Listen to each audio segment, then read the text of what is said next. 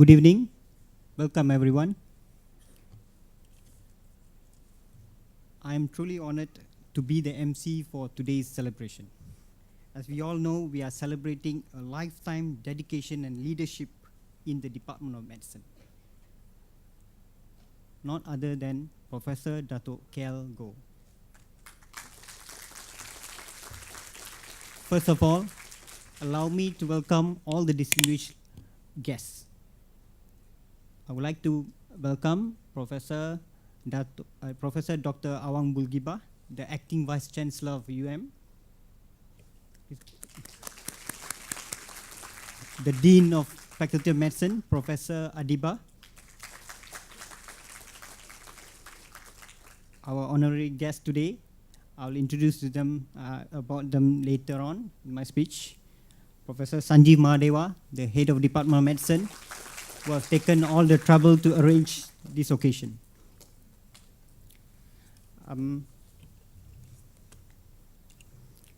Without further ado, I would like to welcome Professor Sanjeev. Now, before that, we have still got time. I got a hint from Professor Sanjeev that delayed a bit. Yeah. Before that, most of us will be wondering, what is this Festschrift means? Festschrift, right? It's a new word for me. I managed to Google it. It's a German word. It's basically a book honoring a respected person, especially in academia, like Professor Goh himself. It's an original contribution by the honored academic's close colleague, usually people who have worked with him or his former doctoral students. It is actually published on the occasion of his honorary retirement, 60th or 65th birthday.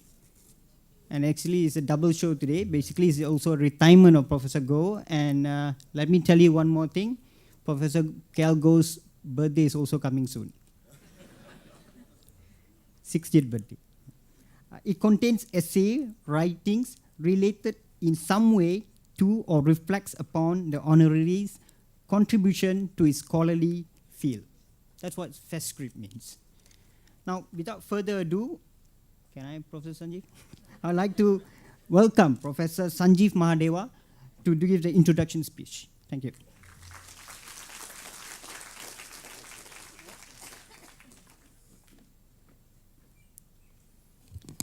Good afternoon, ladies and gentlemen, and welcome to the retirement celebration. Thank you, Mr. Chairman, Dr. Suresh Sitambaram, who I think he didn't. Did you introduce yourself just now? Yes, you did. Yeah, sorry. So Dr. Suresh, in case some of you are not aware, is a senior consultant gastroenterologist in the Department of Medicine, and he is, again, one of the beneficiaries of the man we are celebrating today. So the purpose of my task for this afternoon is to introduce to you the person that we are celebrating today. This is meant to be an introduction, and then our speakers later will elaborate more on his life. Oops.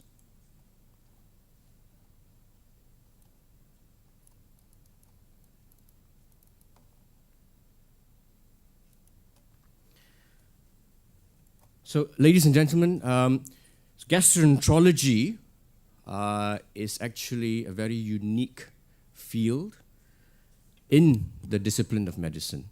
And I say this not just because I am a gastroenterologist, that amongst all the different ologies that we have in medicine, all the different specialties, gastroenterology has a very special place. One of the main reasons is, I would dare say that it's because it's one of the few specialties which has an interface between medicine and surgery. Many other disciplines perhaps have something similar, but nothing as close to gastroenterology, where physicians and surgeons work extremely close together, almost hand in hand. You don't need to decipher which is the physician's hand here and which is the surgeon's hand. The reason physicians don't wear gloves is because we wash our hands. Yeah. But the revolution that occurred in gastroenterology, which has made this field so different to what it is today, is by far the development of the flexible video endoscope. On the left, on your right, you can see here a very esteemed physician. Most of you should recognize this character, and I think most people would doubt that his diagnostic skills far exceed anyone that we know of today. And even him, as you can see with his right hand, is holding something called the variable stiffness endoscope. So variable that it can be used as a walking stick. And that is how endoscopy has developed today. And the other difference between gastroenterology and perhaps other interventional fields in medicine is that we cover everything. From the young age to the old age, anything can be scoped. As a saying amongst the fraternity, don't go near that guy, he'll scope you for anything. But it is true that the field of gastroenterology has broadened to such an extent that we don't just cover adult medicine. So for that reason alone, if anybody has the time to look up our National Specialist Register for Malaysia, you will find that till today, there are 155 registered gastroenterologists, and surprise, surprise, the majority are in the private sector. So that leaves just a minority to provide service in the public sector, but not just that. It is training the next generation of gastroenterologists and teaching as well. But to have a gastroenterologist doing even research and actively publishing is far, far, far rarer. And the chart I'm showing you here at the bottom, it's not that this animal is what Khean Goh looks like. The chart, unfortunately, the labeling of the figure is a bit wrong. The label is for the chart below. It comes from a PhD thesis by Mr. H. Zainal, who actually was looking at active publishers in academia, in the biomedical field. And this growth chart of Professor Goh's publication, starting way back in the 90s, was already being noticed by at the national level. So when this paper was finally published back in 2011, looking at publications from biomedical scientists in Malaysia, at that time, in 2005, this is only up to 2005, Goh Khean Lee was already acknowledged as the top publisher in the field of biomedical academia. But just to let you know, there are many other famous names who are actually in the audience with us today. Professor Tan Chong Tin, Professor Liam Chong Kin, all, I'm proud to say, are from the Department of Medicine, and many other names also from the Faculty of Medicine at University Malaya are being ranked in here. Professor Ng Kwan Hong, also from biophysics. So that was in 2005, and then a more recent bibliometric study was published in 2012. Now, whilst Professor Goh's name is not in the top ranking numbers where we have what we know as publishing machines from University of Malaya, publishing close to 1,000, 2,000 scientific papers. These were non-clinicians, of course. These are academic scientists.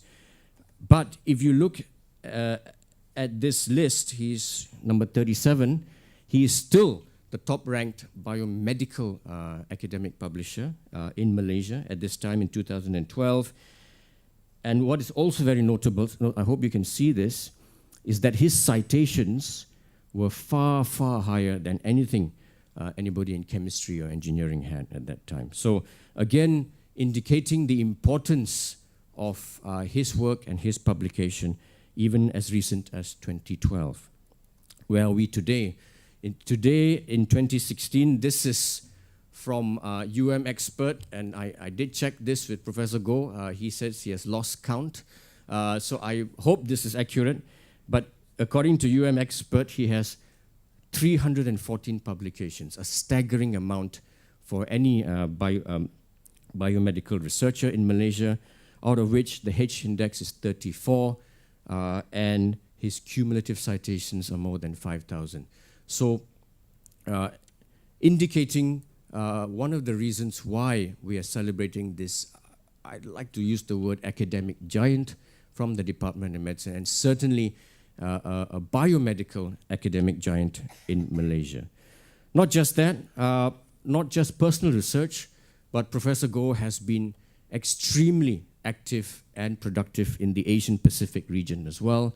He was the editor of the leading Asian journal in gastroenterology, the Journal of Gastroenterology and Hepatology, for many, many, many years, and subsequently became editor emeritus, which led him on to become part of the trustee of this entity known as JGHF, Journal of Gastroenterology Hepatology Foundation. This is a foundation that promotes training and research in the field of gastroenterology.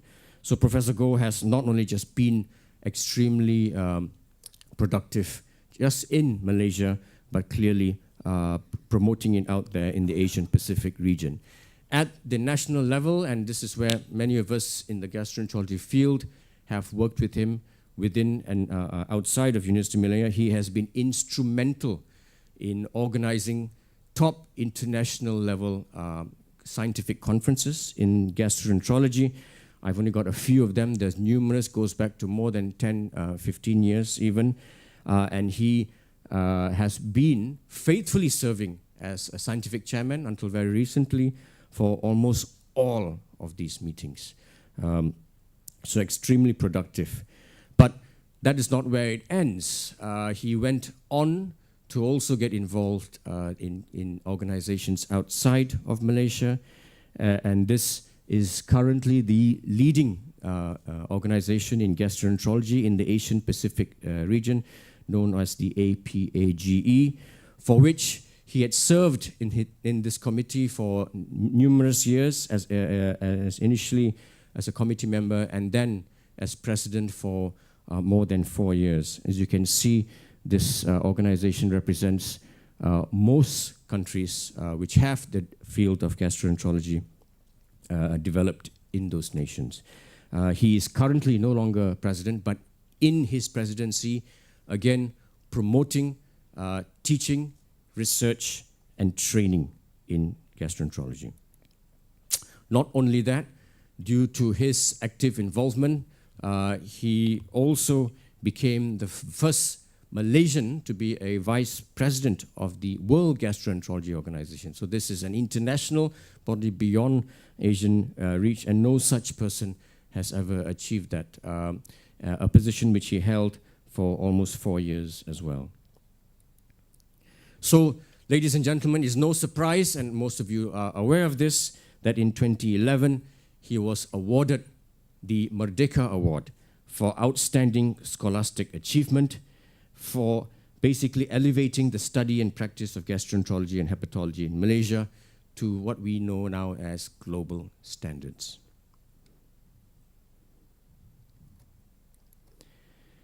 Now, what is, I think, most amazing, if you look at any other researcher here, is that he did all of this, all of which I've showed you in the last few slides, while still performing regular clinical service at University Malaya Medical Centre. The picture on the left is our clinic, which has got busier and busier and busier over the years. And whilst I know many other physicians in other disciplines will always complain that gastroenterology doesn't have that many inpatients, let me assure you that when we're not on the wards, we are in the endoscopy unit. And our endoscopy unit is probably, and perhaps Professor Goh can tell us that, one of the busiest units in the country, and that has kept all of us busy. But he has personally developed this unit over the years and always finds the time to be there in the endoscopy unit if he's not doing anything else, and not just training gastroenterologists, but many of the surgeons in the audience and those who have left here will attest to the fact that he used to always keep an eye on them. Many surgeons have complained to me as well many times that what the hell is the physician trying to tell me what to do, but always in the best of interest, always in the best of interest because of his deep level of respect and commitment to excellence in the field of gastroenterology. So I've described a superstar to you, ladies and gentlemen, but I'd like to tell you that the superstar is never without their faults. The car on the left here, most of you will recognize, is the main vehicle that has transported Professor Goh from his home to work for the last 20 years. And many of us have wondered, why did he choose such a fantastic vehicle to come? Sometimes he gives us reasons like this on the right. And if you ever get KL Goh on a low day, when he's feeling, negative about life, the standard comment that comes out of him is, Sanjeev, all my classmates are multi-millionaires. Multi-millionaires. And I drive a Myvi. So I always, then I feel sorry for him, and then I go back and think, but isn't his wife also his classmate? And then, then I always thought, so perhaps they have this unique arrangement, and where perhaps so then my mind starts running.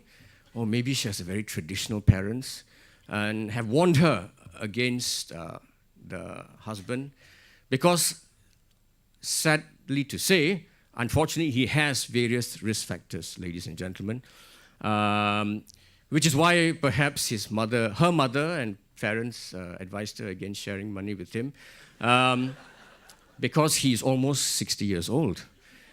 He is a Chinese male, and he's extremely successful in his career. The only last part is he's not a member of MCA. But anyway, so perhaps, sorry, I hope I'm not insulting anybody who's or member, Professor Siti Tan, sorry, no offense taken, yes.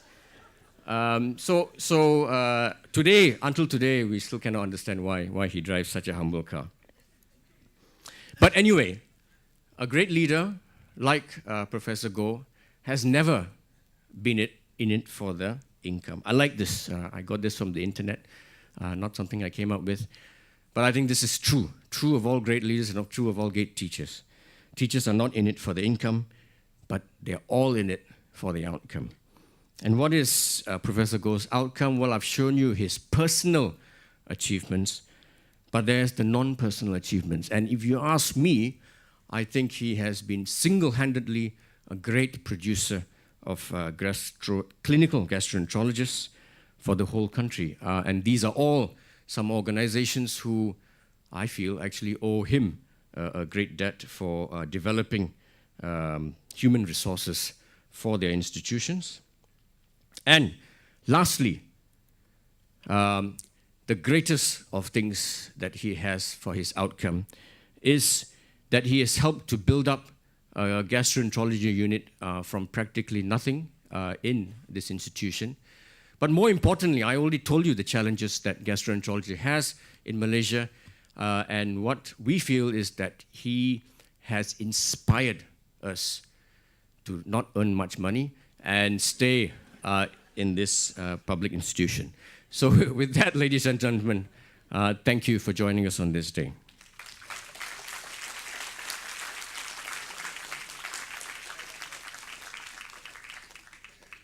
Thank you, Professor Sanjeev. That's a very great lecture.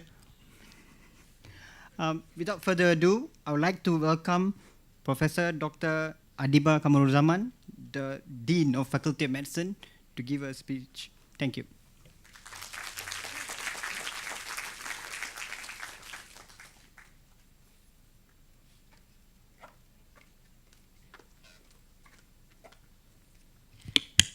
Good afternoon, everyone, and distinguished guests, and particularly to our academic giant, Professor K.L. Goh, whom we're celebrating today.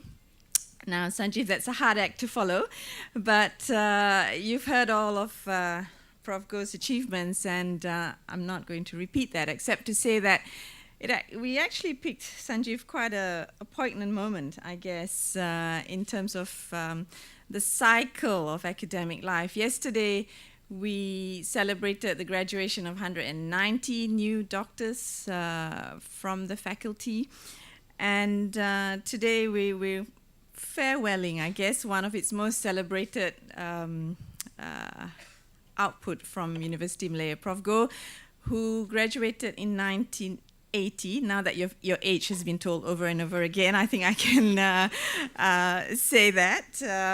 And as you saw and heard, he's really been one of the most outstanding graduates of University Malaya. Of course, he keeps telling me UM is not the same as it used to be anymore. When I was a UM student, right, Prof. Goh? But we, with your encouragement, we're trying to build it as a good medical school as when you were here in 1980. At a personal level, I must say that when Prof. Goh was my boss as head of medicine, he truly encouraged all of us to specialize. We were in the beginning all just doing general medicine, apart from, I guess, neurology and hematology and a bit of cardiology. But many of us were just doing general medicine with special interests. But it was Prof. Goh, I think, who we can thank for really helping us all build up our own interests, our own specialties. He never once asked me how much time I was spending with Malaysian AIDS Council or going on all those overseas trips that allowed me to also establish my own career. So I think all of us in medicine during his tenure as head of department have a lot to thank him for doing that. And on behalf of the faculty, I must say thank you also for inspiring the others and for staying on in public service, as pointed out by Sanjeev. When I was training in Australia, a very famous gastroenterologist who was only a registrar at the time used to say to us, now Adiba, you know, if there's any gastroenterologist who doesn't make $500,000 Australian dollars a month, then he's just bone lazy. So there's no excuse for that, my view, Prof. Goh. Time to reward yourself with something more flash. But I think I just want to say that it is going to be a big loss to the university, to the faculty. And if there's one good reason why academic life should be extended beyond the 60 years compulsory retirement age, then I think that reason will be Prof. K.L. Goh. So with that, I'm sure we're going to hear from his colleagues, other snippets of his academic and perhaps his personal achievements. I'm looking forward to hearing some of perhaps the things that we didn't know about Prof. Goh from his friends.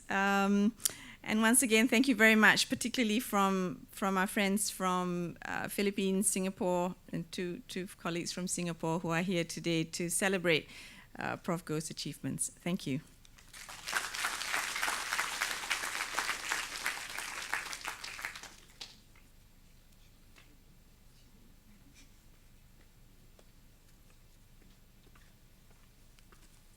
Well, I introduced to you all the guests of honors. I'd like to mention something here. The hall is getting filled up. It's getting full. In this moment of time, I'd like to thank the rest of you all who are here. The senior professors of Faculty of Medicine, the surgical professors, the senior doctors, staff nurses, endoscopy nurses, the nursing staff, the MOs, everybody. Thank you for being here.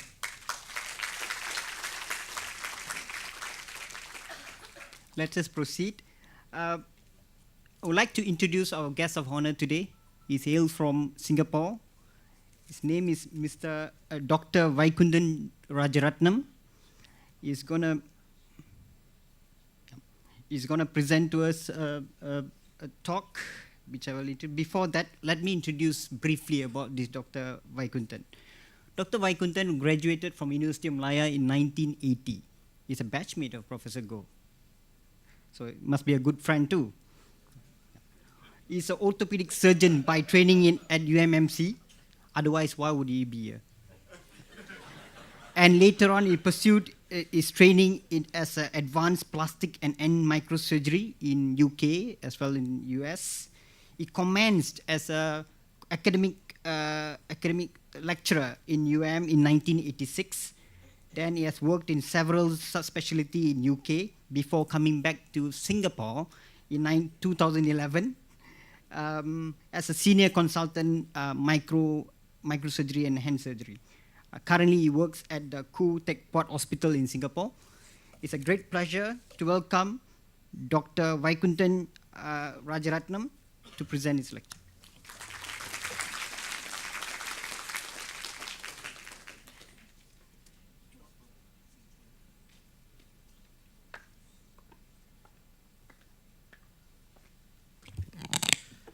Good afternoon. It's nice to be back in the university. This is a rare year. It's the first time, twice this year I've come to the university. I must thank Prof. Sanjeev for inviting me to come and celebrate with my good friend KL Goh. I can call him my good friend. It is good to be back. In terms of coming to Malaysia, I enjoy, I'm a self-confessed hedonistic addict to the Epicurean delights of Malaysia has to offer. And Professor K.L. Goh is my liaison to seek and deliver the purveyors of good char siu and siu yok. And the last time we had lunch was at Amada, has got a very good char siu. So for those, I'll let you know that. But seriously, as I sat and thought about, Sanjeev said I have to say a few words here. And amidst this august audience of gastroenterologists, these are the psychomotor, not the psychomotor skills, they are the cognitive specialists as compared to me surgeons who function at a subtentoral level. So it was a great task trying to think about what to say. And frankly, personally, I don't believe in evidence-based medicine, but you have to pretend to be evidence-based. So I did try and collect a few things to try and prove that there is some evidence-based. But Gail and I go back a long time from medical school days. Not that long, I'm not that old, but one of the ways to remain young is to mix with young people. So I make sure my nights out are with students and residents, so you stay young. One of the things I learned from K.L. Goh is there's a phenomena known as collateral acclaim and fame. So when I was in the UK, I spent a decade in the UK, I met a very pretty resident or registrar in medicine. We started chatting, and interest was in gastroenterology. So I said, a good friend of mine is a gastroenterologist. And I mentioned K.L. Goh's name, and she said, you know him? So suddenly I became very close to her because of K.L. Goh. Don't worry, nothing happened. And then a few years ago, when I just arrived in Singapore and I was conducting, in Singapore, they tell you it's a 5-day week, but actually it's a 6-day week.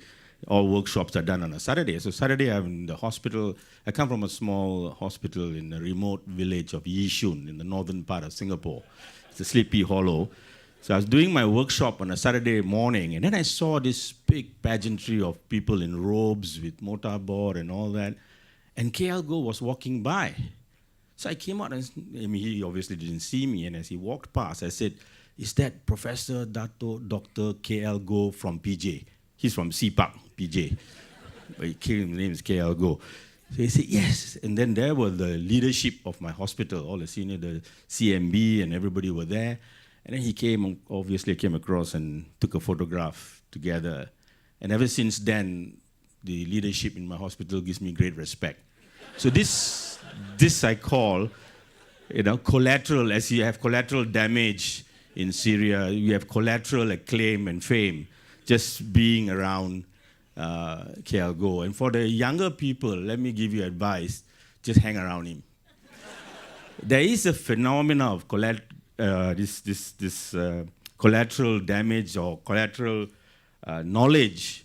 Just hanging around long enough is enough for you to gain knowledge. Because the attitude component of training is something that you only see by spending enough time. And I grew a beard as a houseman because I was Professor Ashok Menon's house officer.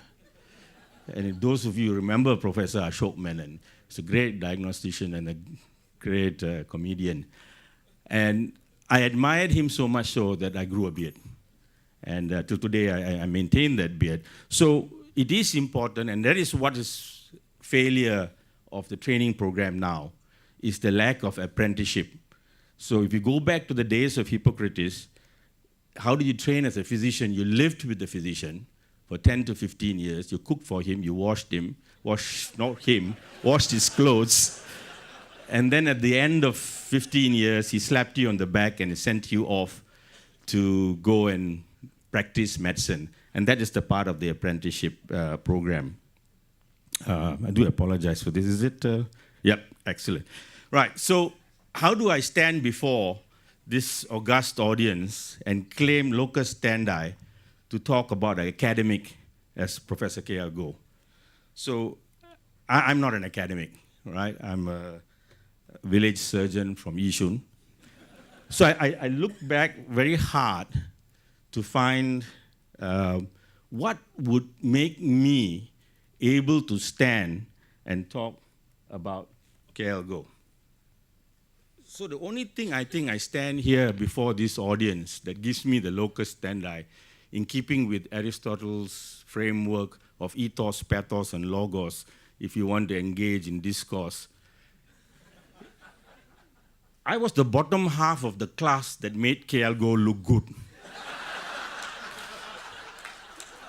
That was my standard 5 position, 40 upon 40. I came home, and my mother said, "What is this?" And I said, I got full marks for position.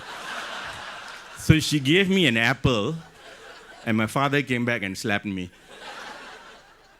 But more than that, I'm a pensioner. So I took early retirement at age 55 and came to Singapore. The offer was very simple, 70% more pay, 70% less tax. When I called up Prof. Bala, who was my mentor, was a former academic at the university in Singapore, he said, "Boy, go and do an MRI." I said, "Why, Prof?" "Nobody offers you a job at age 55. Pack and come." So I came.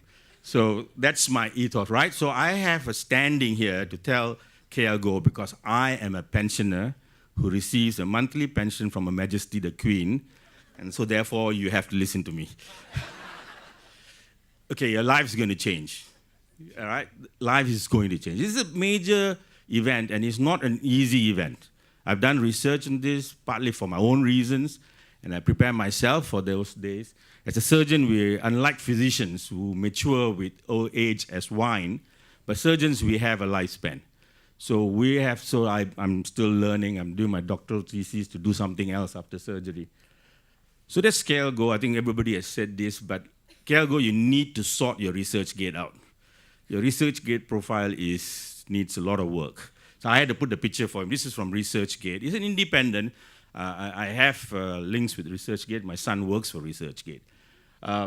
It's one of the most published from ResearchGate, 362 with significant publication. I don't need to go through that. But I checked the website, the 281 professors. Truly, I think KL Goh is one of the top. And if you follow that in terms of, he hasn't reached 6 sigma, but at least 3 sigma. I mean, these are statistical terms. P is overrated, by the way. P 0.05 is totally overrated. Truly a candidate, definitely for emeritus professor, but I also think for Professor Ulong. Don't you think so? Yeah. I find that you, as in a career for the younger people, you have 4 decades in your career as a clinician. In the first decade, you spend your time developing your skills and your practice. you get trained, and then the second decade, you go on to do your mastery, to master yourself in the specialty that you've taken. And in the third decade, you leave your legacy. And Prof. Goh has obviously left his legacy from what I hear and what I know. I may sit quietly in a remote village, but I know a lot of things that are happening. And in the fourth decade, you reinforce your legacy not within your confines of your kampong, but beyond. So I'm also going through my end of my third decade. We're the same age, going on to the fourth decade. So we've been doing a lot of work in Cambodia, Sri Lanka, Bangladesh, mainly in the training of surgeons elsewhere. And we are just in the midst of publishing our work in Cambodia after 5 years, where we are able to provide sustainable training for the local people to improve healthcare. So what is life after academia? Academia is great in the ivory tower. And this is one of the studies from the Royal Society that showed what happens to PhDs, what happens to academics. So a lot of them do go back to industry, go back to a lot of other things. But it is something that needs to be prepared, and it is not easy. I'm not an academic, but I have worked with academics who have retired, and I know what they go through. Incidentally, I must also say this, that I'm going to take a bit of credit for KL Goh's success, because, and also complain about how he destroyed my career in medicine. So KL Goh we all did our housemanship in University Hospital. In those days, the top 10% of the class and the bottom 10% of the class were chosen to do housemanship in University Hospital. I don't know which top, I think most likely bottom top. He was already the top. So he and my wife were housemen in medicine. And I was houseman in surgery, first posting, second posting, going on to medicine. And they were housemen to Florence Wang. Is Florence Wang here? No. Hope not. I'll say it anyway. So Florence Wang was a meticulous physician, and I dreaded wanting to go to her ward. So I told my wife, who then told KL Goh, that I was fearful of being posted to a ward. And the two of them told Florence Wang. And Florence Wang then chose me to be a houseman. I was quite interested in medicine, but after 3 months in Florence Wang's ward, that was it. Complete destruction for any form of liking to medicine. So that's his fault. Anyway, I hope most physicians would have read this paper, the Harvard Grant Study. The Harvard Grant Study is a very important study, the longest longitudinal study in the world, 75 years of 238 Harvard men. The conclusion of the study is pretty clear, that the warmth of relationship throughout life have the greatest positive impact on life satisfaction. So the my V is not important, all right? So the most important thing is actually the relationships that you build, that whether it be not just family relationships, but in terms of training, in terms of people that you teach. And so that's a great privilege in terms of the things that you have to do. So this is an important study to remember. And if you look at KL Goh's life, his satisfaction, his fulfillment is not in the material possession of things that he has. They also said they have got better sex life. I don't know, TG Loh is not here, Tiamgi.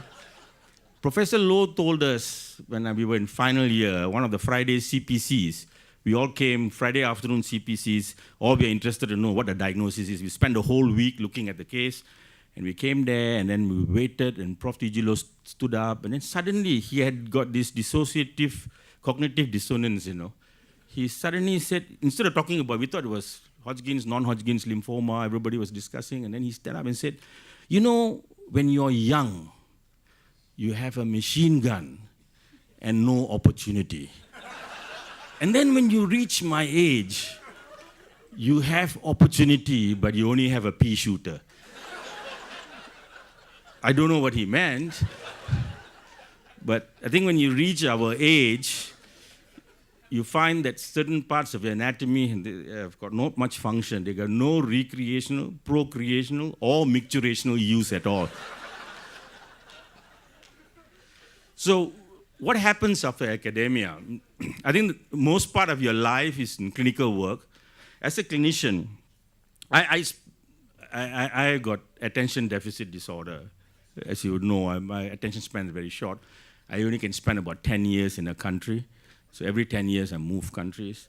So now I'm in Singapore 5 years, I suppose I got another 5 more years. You find that I did 15 years of private practice. I left the university, academia, partly for personal reasons, partly because of problems in academia.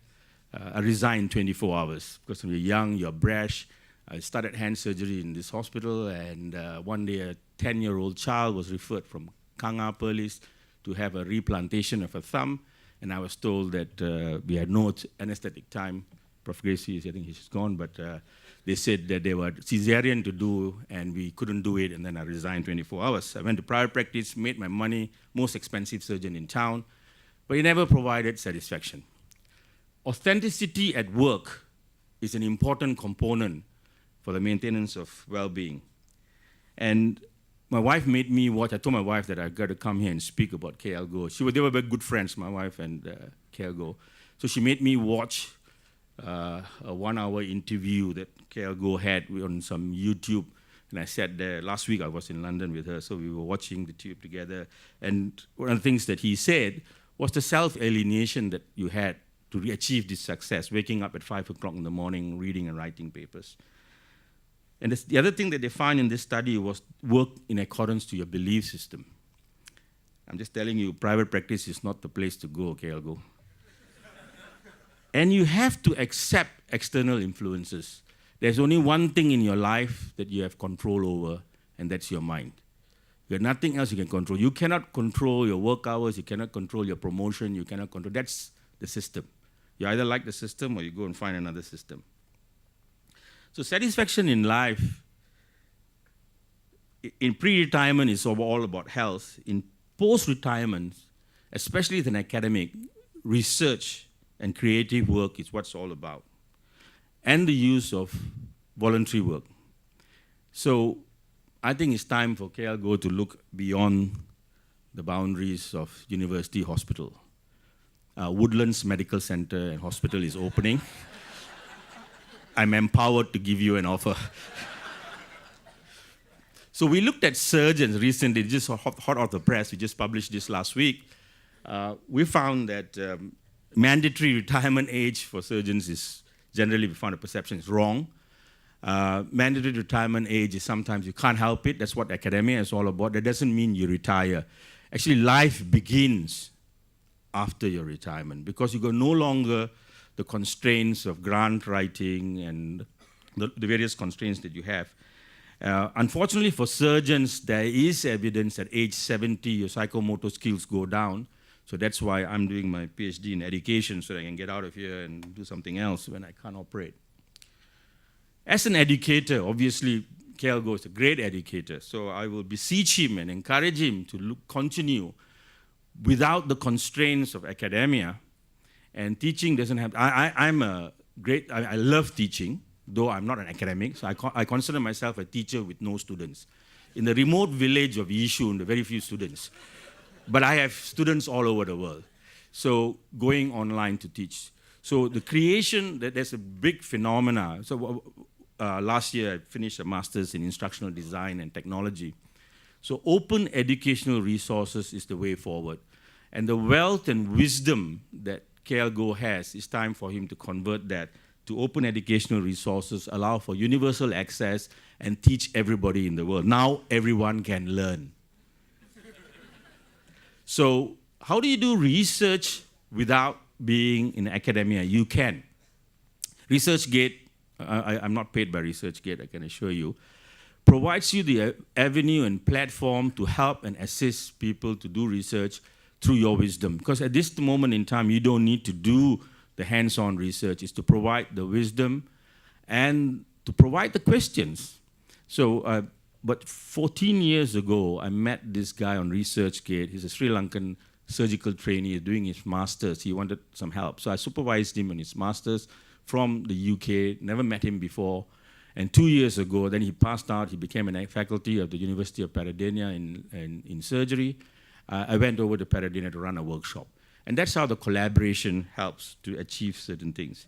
So how do you excel post-academia? So there's still place for excellence, Kaizen, the Japanese concept that you can never become perfect. You're continuously in the journey. And so post-academia, there is a lot of scope, and I would still bring back to the idea of open online courses. There are a lot of things, especially with KL Goh's background in the leadership in gastroenterology in the region, is to start thinking of programs internationally. How do you future-proof your academic life? One of the things to do is, I always say that I can predict the future. How you predict the future, you make your future happen. So tonight, I'm going to have dinner with KL Goh. I know that because I'm going to make it happen. So you have to plan for it. You plan for your post-academia, or you plan to not have it at all. The way to look for is, I stopped reading hand surgery journals because I find it a bore. So I read technology journals. I read what's happening latest in technology. So what's the future in medicine? So medicine is all about pattern recognition, Gestalt learning. So today they're using the IBM Watson. They're combined with Eisenhower, one of the groups in the US, where they're looking at language scripting, voice recognition, and the narrative medicine to bring about diagnosis and healthcare that is precise, personalized, predictive, and promotive. So that's something that KL Goh needs to think about. The wealth of academia that he has achieved, work with instructional designers, work with technologies and technology, and how you can bring that to improve healthcare. My master's thesis, so I got that published, was in the creation of online community of practice. Is to develop an online community of practice for you to continue your work and to leave that extended legacy beyond the shores of Malaysia. I like this, not that I read this journal, but I found this quotation. Nature, I wouldn't even know how to read it half the time, don't know what's written in there. But I like what this guy, this guy is a real scientist, Seymour Benzer, molecular genetic, the real guys. If half the people think you're crazy, then go ahead and do it, KL Goh. Right? It's never good to conform. And most important, we must thank Teo Su Lin. And behind every man is a woman, and behind every man's failure is also a woman. We all can, and I'm sure Malaysians can recognize that, isn't it? Your leadership. But I want to take credit here. When they got married and Su Lin was coming to Subang Medical, I used to work in Subang Medical Centre at the time, and I told them both, they will probably deny this, but I will tell them both, was that, Su Lin, you go out and make the money, because gastroenterologists cannot make money in private compared to eye surgeon. He stay back and do academia, and that's what they did. So I take credit for that. Thank you.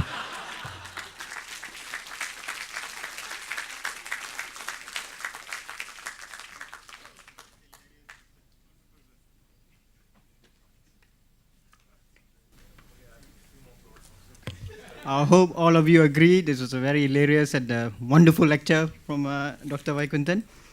We will move on. Ladies and gentlemen, the next speaker is our guest of honor, Professor Lawrence Ho. Again, a brief introduction about Professor Lawrence Ho. Professor Lawrence Ho is a famous gastroenterologist in Asia Pacific and worldwide. Is currently the chair and the senior consultant at the Department of Gastroenterology and Hepatology at the National University of Singapore. He graduated from the University of Sydney. I don't know the years. Yeah. Wouldn't mention it. Don't mention it. Yeah. He undertook training in therapeutic GI endoscopy and also endoscopic ultrasonography in US, University of Pennsylvania, and is currently the chair of many board. It will bore you if I tell you everything. The most important one, the most famous one is that is the president of the Asian Endoscopic Ultrasound Group. Is also a chair of Barrett Consortium in Singapore. He has done a lot of publication, a lot of research in the field of gastroenterology.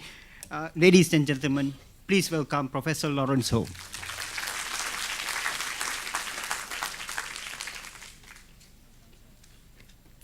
So good afternoon, ladies and gentlemen. And I'm actually very honored to be here. In some ways, I should not use the word celebrating the retirement. Basically to honor a great man whom I respect very much, Prof. KL Goh.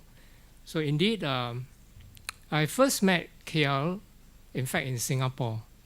At the time, I just came back from, I would say, from New Zealand. And through my mentor, who is somebody I think very close to KL Goh, Kan Jin Yong, I sort of met up with him. He, at the time, was coming down to give us a talk in our Gastro Society meeting. And then I knew at that time that I think this is somebody who will be very strong academically in the Asian Pacific region. In fact, I think at that time, Kan Jin Yong was a person who is the most, I would say, is most, in terms of academia, is most advanced. And then, unfortunately, he left for UK, and the vacuum was clearly filled, no doubt, by KL Goh. And so I've been following him, and in some way trying to be as good as him. Obviously, I never was. And so I decided, in some ways, to detract myself and doing other things in the meanwhile. Some of those things I'm going to share with you, but mostly to tell you that I think all of us certainly have, in some way in our life, follow somebody. We have our own role models. And then the role models I think I get from KL is to actually think beyond your own country, your own center, but to look at a play field, which I think is bigger than what our actually ability can contain. I must say, Khoo Teck is not a small village hospital.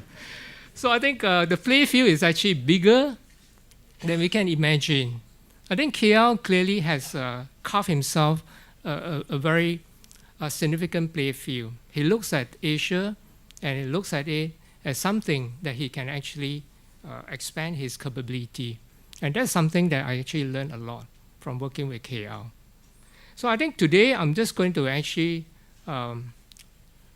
basically describe some of my own experiences. And also at the same time, I think hopefully I can also let people's mind go wild, because a lot of the things going to be spoken here will be a bit futuristic. But mostly to let people know, I think there's a lot of potential in academia.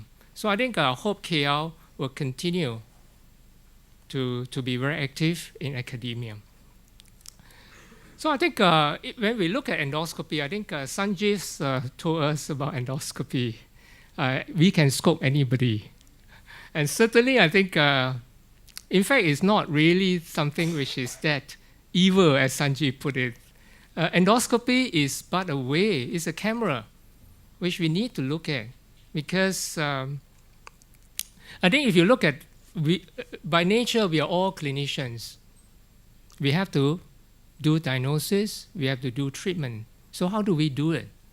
I think we went to medical school and the professors will tell us, very simple, you just use everything you have, the 5 senses, you smell, you listen, you palpate, you percuss, everything.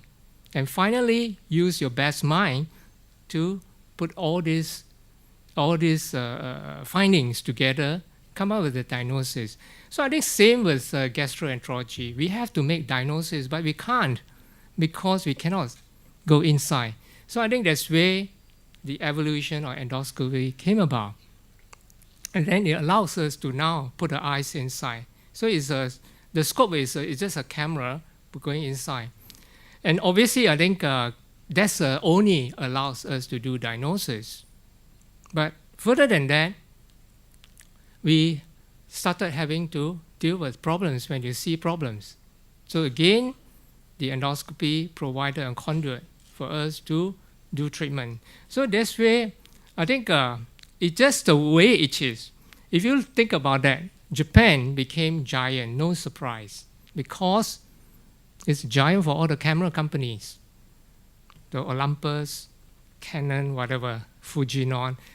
So they were all big camera companies. So I think it came from Japan, and the entire mindset, if you think about it, follow that order. So the order of the giant camera company carved our potential. So that's why sometimes you cannot believe why certain things happen in the history of mankind. It just happened because something actually carved the dimension. The cameras actually lead on to endoscopy. And then the endoscopies became very strong in Japan, and they just influenced the entire generation of endoscopies until more recently. So I think when we look at endoscopy, we always know they're different. Again, going back to basic, the three components. We always remember endoscopy is just an interface. I think for those people who knows about everything about technology, it's but an interface. You got patient, who is most important. And you have the operator, the doctors there, and in the between, you have to figure out how do we actually go into the patient. And this is a part, a lot of effort and money has been spent. But sometimes we forget that the operator also plays a very vital part. As technology becomes more and more complex, we become less and less actually comfortable with doing a lot of things. So I think that's where training became progressively more challenging. And I think we need mentors, clearly, and mentors actually make the training easy. I think KL actually sent me some of the articles about the training programs in the MU.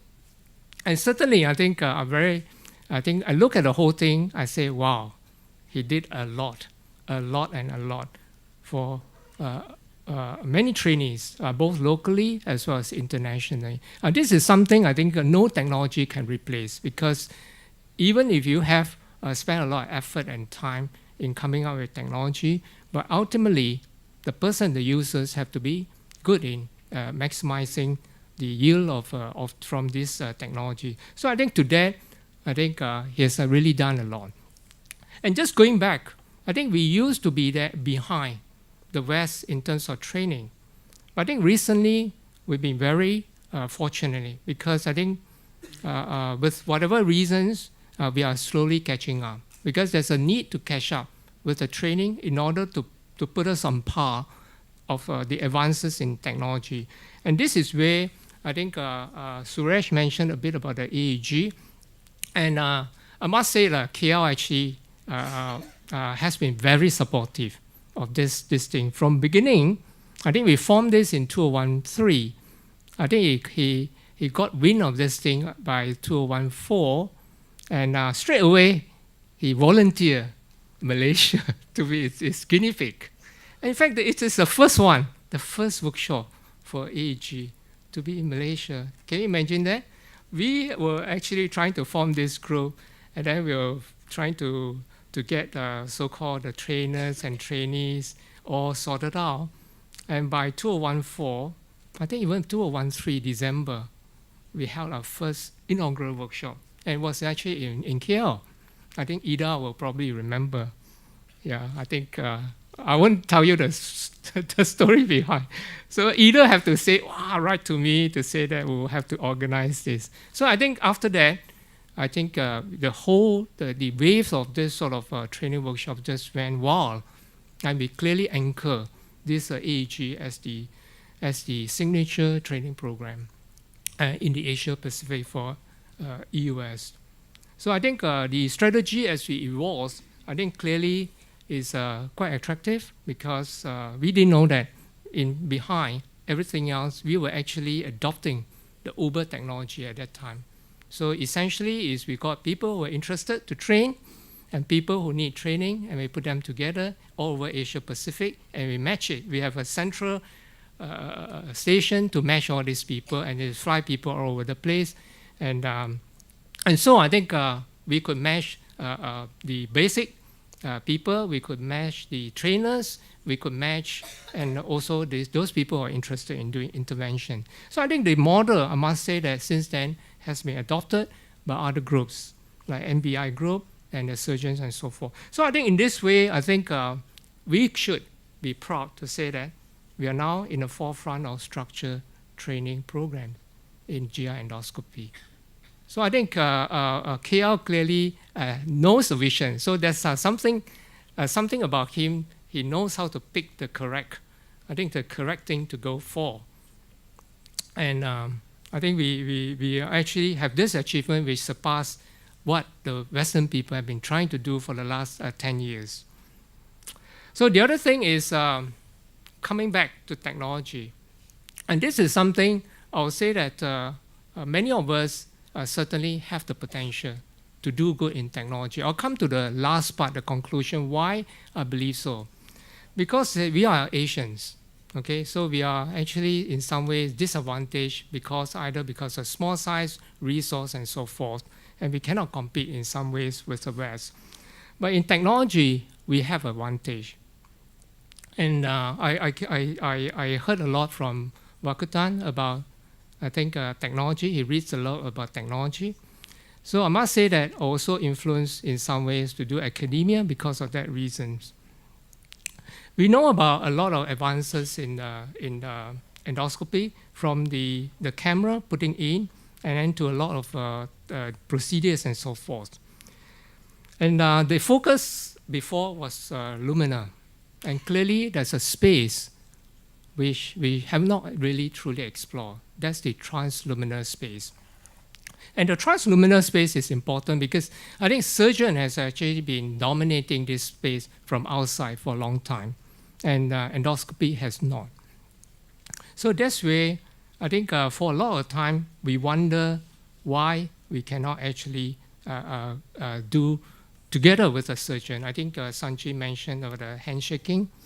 We shake hands a lot with the surgeons, but we still could not actually truly integrate with the surgeons. And that's something actually has troubled a lot of us in the past. Why cannot we actually merge the two together? And we couldn't figure out. Then we realized that actually our paths were different. We came from different paths. The surgeons were actually the different creatures. Waikotan is the same one. He actually was dissuaded from doing surgery. So I think we actually went in through the endoscopy route, and we were not from the same origin.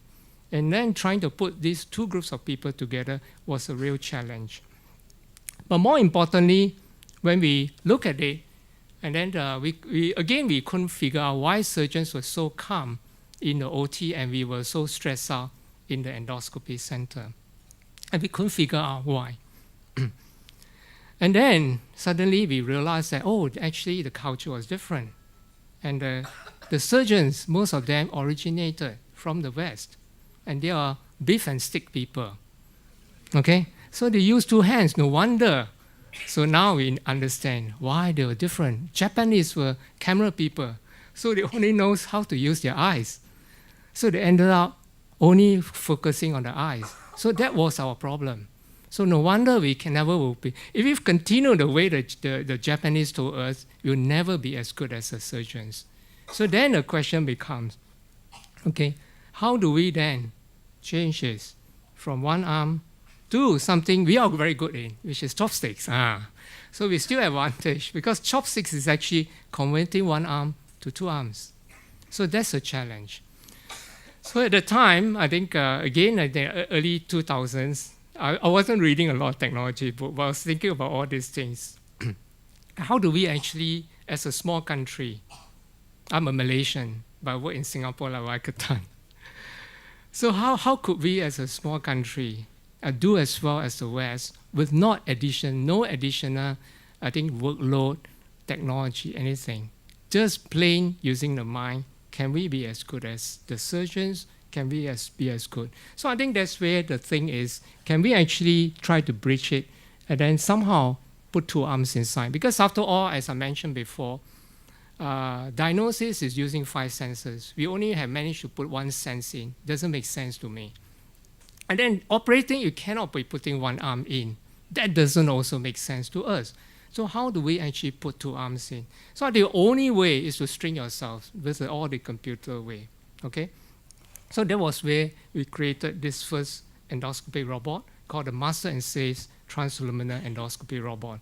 So basically, it just involves miniaturizing yourself into really small and putting the whole thing, your arms, into the scope and deliver down into the patient's orifice. So this is a platform technology. So whenever you do something and the so-called slave follows your commands.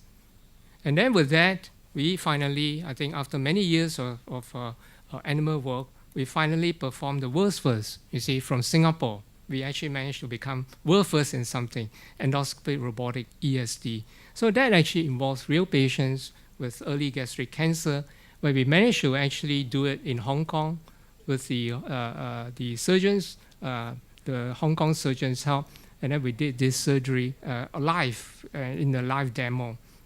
So I think we removed the tumor using this endoscopy robots, which are the two arms are actually delivered via the endoscope, with one arm lifting just like anything you do and in surgery, and the other arm just cutting it gradually.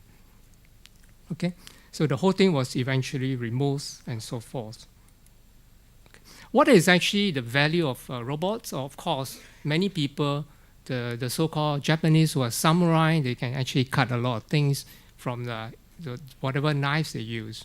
But I think the real values of all these robots is essentially, I think, is to bridge again shorten the learning curve, because I spoke about we have disadvantages in many countries, small countries, because we don't have the caseload or the kind of training people have in the West.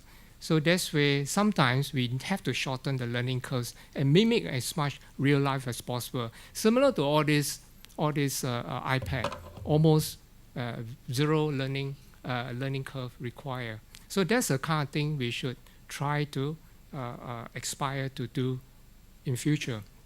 But secondly, more importantly, I always wonder why surgeons are so calm in the OT and we are so nervous when we do scope. Is because we never have figured out a way to deal with complication. We cannot salvage ourselves. We always ask the surgeon, please help me.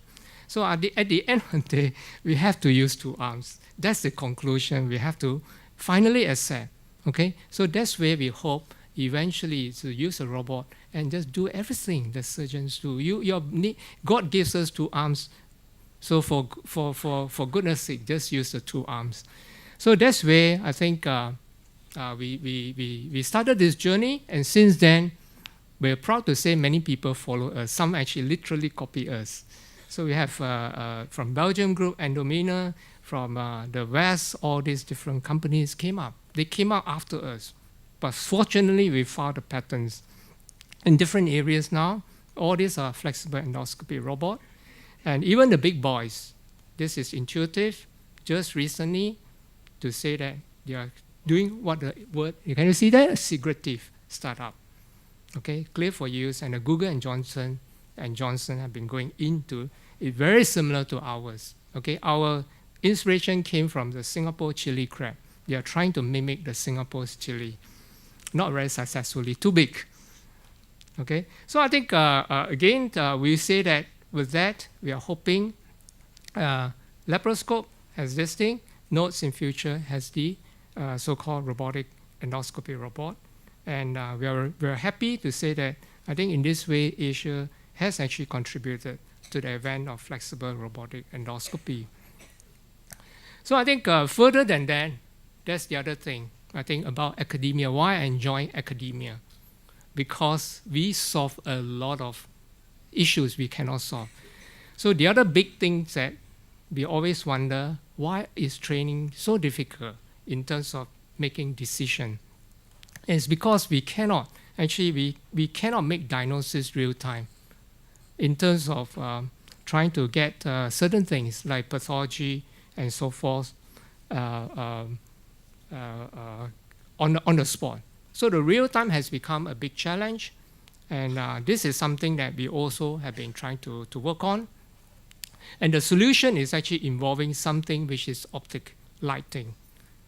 Okay, I won't go into details about this thing. Suffice to say, this is a kind of laser technology which we came up with the help of the engineers, where the laser fires through a probe which can be inserted through the endoscope and deliver to the tissue concerned, and then it causes a scatter, which is then gathered by the same optic fibers, sent back to the spectrography, and then after that interpreted as signals. And what is actually more important is we managed to actually use this technology to do diagnosis real time. So it's very simple. You got this machine here, and then you do your usual endoscope. For those people who are not familiar with endoscope, we actually put it in and look at this and look at it and detect any lesions. But the usual challenge is sometimes we don't know what the thing is, and that's when we can actually insert this probe inside. And then there's a computer which comes up. So the moment your laser probe touches it, it sends a signal back, and then the computer will then pick up the signals here, over here, and then come up with the diagnosis straight away. So how it does that is it matches, again, the signal with the library of all the data you can accumulate anywhere. And the data the computer through AI, that's a cancer here, through the artificial intelligence can make the diagnosis real time. So essentially is, and we have a control there. You just touch it, and then it's normal here, okay? So I think we have been using it, I think more in terms of sometimes for margin marking. So for instance, myself here. So if you look at here, there's a probe, then you can see the margin where the tumor is real time, and then it comes out high risk. So you know that there's a place you need to resect. Again, this is real time, basically employ a very simple thing. And this thing I think has a lot of potential because we know that Kodak is dead. And why it's dead is because it used a technology which is doesn't make sense. Okay, you take a film and then a few days later you have to develop, so you don't get the answer straight away. And this is exactly what we say that why Kodak actually, I think the entire enterprise was wiped out today because it didn't actually realize why it needed to do that. So because it forgot, ultimately, we want something which is called a picture, not a film. So it forgot. Coming back to how we do pathologies, I don't know whether there are any pathologies here, but again, we forget why we have pathology. We basically want a diagnosis. So that's where the technology Kodak was disrupted because they use something which is digital. The moment you take it, it can be sent across the whole world to everybody you can think of within half a second. Same as this thing, which is what I just showed you just now. Okay? So sometimes when we look at a limitation, we have to think about another solution. You cannot continue the same way because it's too slow, it's not practical. You have to think about totally different solution, which I think the future is optical solution, which has no physical limit. Finally, I think endoscopy, talking about progress and so forth, we are all very familiar, a capsule. Great stuff, okay? And that's the future, believe me. Because if you ask any of our patients, nobody wants this variable stiffness scope to be put in. We all are used to eating, so we are comfortable with putting a capsule in. But the challenge why is not taking off as well is we are going behind 30 years because endoscopy are moved to treatment and this guy has no treatment. So that's where a lot of us are working on therapeutic endoscopy. Okay, that's some work I do in my spare time with engineers in A-Star, trying to develop a therapeutic capsule, but it doesn't happen. Believe me, I think this project is a waste of money. We just did it because we wanted the government's money. That's why we say, oh, okay, we'll do it. So, secretly, we took the money, don't tell anybody. Okay, don't go back to Singapore to tell them what I did. So what we did instead in our spare time, while we are figuring out, while we are actually wasting the money here, is to do something else, which I must say KL is the one actually asked us to try to look into this issue of so-called obesity. It's a big problem, okay? So he is the one who actually asked asked us to form this group, to study this problem, which is coming. So far, I think if you think about that, a lot of things we are trying to do is to solve big issues, not small little things. Okay, so I think this one we haven't dealt with. Okay, I just show you one possible solution from this capsule. So this possible solution is called a weight loss capsule. Okay, as I mentioned before, we didn't actually do what ASTAR asked us to do, the government asked us to do, but instead in our spare time we were working on something else because we were thinking about solving something else. And it's a capsule which you can swallow. And then when you use this thing, when you use a Manac, this capsule will start to inflate. Okay? It starts to blow up. Okay? Can you see that? The thing starts to blow up and then up and up and up. So when it fills up, you feel full and you don't eat anymore. Okay? That's a weight loss capsule. Then you turn it upside down. Okay? You turn it upside down. I'll show you later on. When you turn it upside down, the capsule will actually collapse. Okay? So this is already published. So I can share with you the trick. So the trick is to use acid and alkaline inside. And then you have acid and alkaline. Then you have a valve through the Manac. And then the whole thing, you can actually get the acid and alkaline to mix. Okay? So what is those people who study science, what happened when the acid and alkaline mix together? Sorry? A chemical reaction. What's a chemical reaction? Acid and alkaline. Sorry? We don't have scientists here. Hey, Sanjeev, what happened to all the Department of Medicine? CO2. So CO2 is a gas we use for insufflation in laparoscope as well as in endoscope. So anyway, so we use the acid and alkaline, which is actually just, the acid is actually acetic acid, vinegar, and the alkaline is baking soda. So it just makes the two together. The Manac actually separate. So there are two chambers. The Manac force a pin to break the membrane, and then the two mix, and the other one has a valve which leaks the CO2. So the basic is we did an experiment and it worked. So and then there's an explanter on a porcine stomach. This is a balloon which blown up after we put it in, and then after that we can actually take it out. Okay. So I think the trick is, this is something we're still working on. It's work in progress. The trick is you swallow something, then you blow up the first balloon from outside using the Manac. And how do we know that the balloon is there? Because the infrared tells you that it's inside. First balloon, the first day. A few days later, second balloon goes in. And the third day later, maybe another balloon in. And then finally, you stop eating.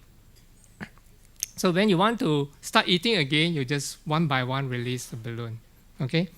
So that's a way to actually lose a bit of weight. Not a lot, but it's good for the females here who wants to lose some kilos before their wedding. So I think essentially what I basically like to say is that I think you know the days when actually the old times when horses, okay? So we are going through the stage now about an endoscopy, and a lot of things have happened. I think the time when I think 1990s when KL Goh first started, and now things have happened, speeding away. And in fact, we are going through another revolution now. Okay, the IT revolution is gone. I don't think you can actually advance further. People are moving into the body now. If you speak to a lot of people outside, they're all saying that they're betting on biomedical now because we have solved a lot of things in the external, but we haven't solved as many things inside our body. That's why all these next generation sequencer, they are trying to match the power of computer by sequencing faster and faster. So again, same thing. I think when we want to actually go about trying to solve things, we cannot use the same thing as horses. You know that the horses were destroyed suddenly by the cars, and once the cars were there, ships came, trains came, planes came at the same time. They all follow the same order. So the next one is IT, then all everything follow. The next one will be, unfortunately, will be robots, and they all follow the same thing. Driverless first came, Something else will come later on. It's a whole range of train of technologies will follow the first sign. And that's where I encourage the young people to actually think about that. Okay, I always think about this thing. I say that no matter how far I can run, Singapore is small, that's all the talents you have. And then you can only run 8 seconds at most, 100 meters. That's the limit of humans. But if you use something else, which is called machines, you can run as fast as you like because you use the machines to take over. So machines don't have a limit. And the same with minds. Minds do not have a limit. It can be here, it can be there, it can be everywhere. So I think to this, I must say, KL Goh typifies one of those people who had a lot of mind. So that's where at the beginning I say that his mind is actually, the play field is not just confined to University of Malaya, it's actually the whole Asia Pacific. And that's a mind we are talking about. A mind which actually goes beyond, because our mind has no limit where you can go to. So I think the younger people here, I think we have to start to think what the minds can do. And that's actually quoting from Hawkins, who actually managed to fly to Harvard, and yet talking when the whole body is paralyzed. Physically, he's not able to do anything, but his mind can actually let him travel anywhere in the world. So I think I just want to finish here to say that my hometown, Taiping, that's actually a picture taken there, the Lake Garden in Taiping. Okay, so why do I show you this picture? Here's a Taiping. Sorry? Oh, retirement now for KL Goh. No. Okay, basically, I just want to finish to say that I think a lot of us are very fortunate today because of what KL Goh has done. And that's actually say that, I think that's a Chinese proverb to say that one generation plants the trees, another one gets the shade. It takes years to actually grow to this sort of size for all the trees. So with that, I salute KL Goh for all the contribution it's made to GI endoscopy in the region. Thank you.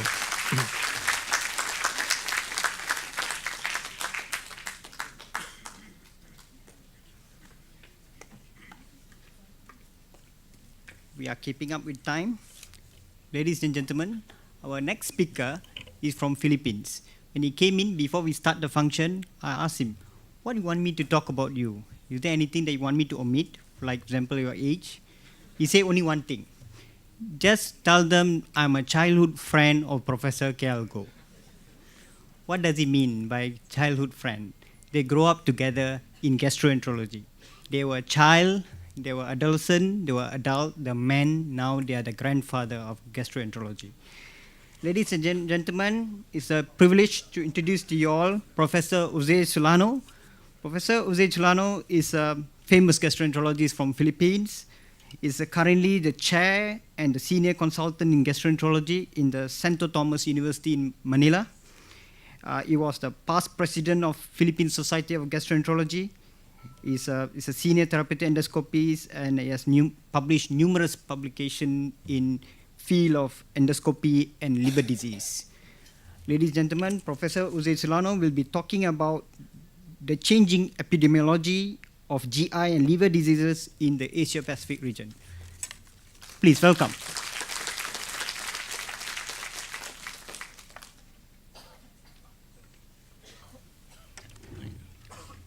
Good afternoon, Madam Dean, the Vice Chancellor, Sanjeev, thank you very much for this invitation, and of course to my co-speakers and to Professor KL Goh and his family. When I was asked by Sanjeev to give this talk, I thought that maybe I'll talk about things that you don't know about KL Goh. Because clearly this is his day, this is his birthday, this is also the time to roast him. But unfortunately, Sanjeev had an agenda. He said to me, just talk about the epidemiology of GI diseases and liver disease in Asia. Because clearly, when you talk about KL Goh's writings, they basically extend from the mouth to the anus. And that is why gastroenterology is very important. See? The microbiome is bigger than anything else. And so we see gold in the gut. Unfortunately, KL Goh did not. So this talk will be looking at the epidemiology of GI diseases, a journey with Professor KL Goh and his writings. I sort of worked with KL for the first time academically by doing some consensus. And the first consensus that we did was on dyspepsia, and at that time, Nick Talley and Richard Hunt were the organizers. And you know, if you have worked with these people, the pre-meetings, which happens 2 days before the actual meet, is more rigorous than the consensus building. And so that sort of made us very, very close.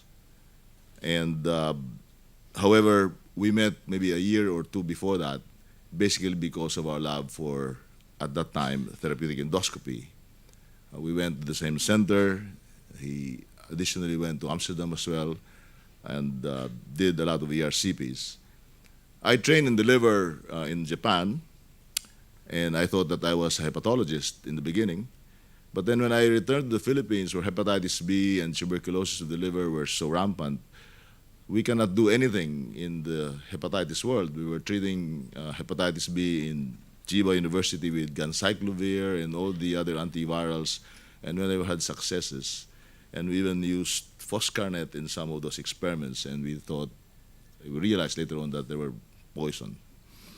So I did therapeutic endoscopy and therefore became a gastroenterologist in the beginning. And so I worked with KL. And if you look at the writings of KL over the years, he has spoken about dyspepsia, and clearly the data that he has gathered and generated from Malaysia and some of his collaborations with the other gastroenterologists in the Asia Pacific has basically collected and put together the database of what is perhaps the epidemiology and the publications that support this data today on dyspepsia, for example. Here is the prevalence of both uninvestigated and functional dyspepsia in Asia. And you can see that while KL was the first one to tell you that there is a difference between the ethnic groups that lives in Malaysia, and of course H. pylori, this concept is also the same and similarly appreciated in the other parts of Asia Pacific.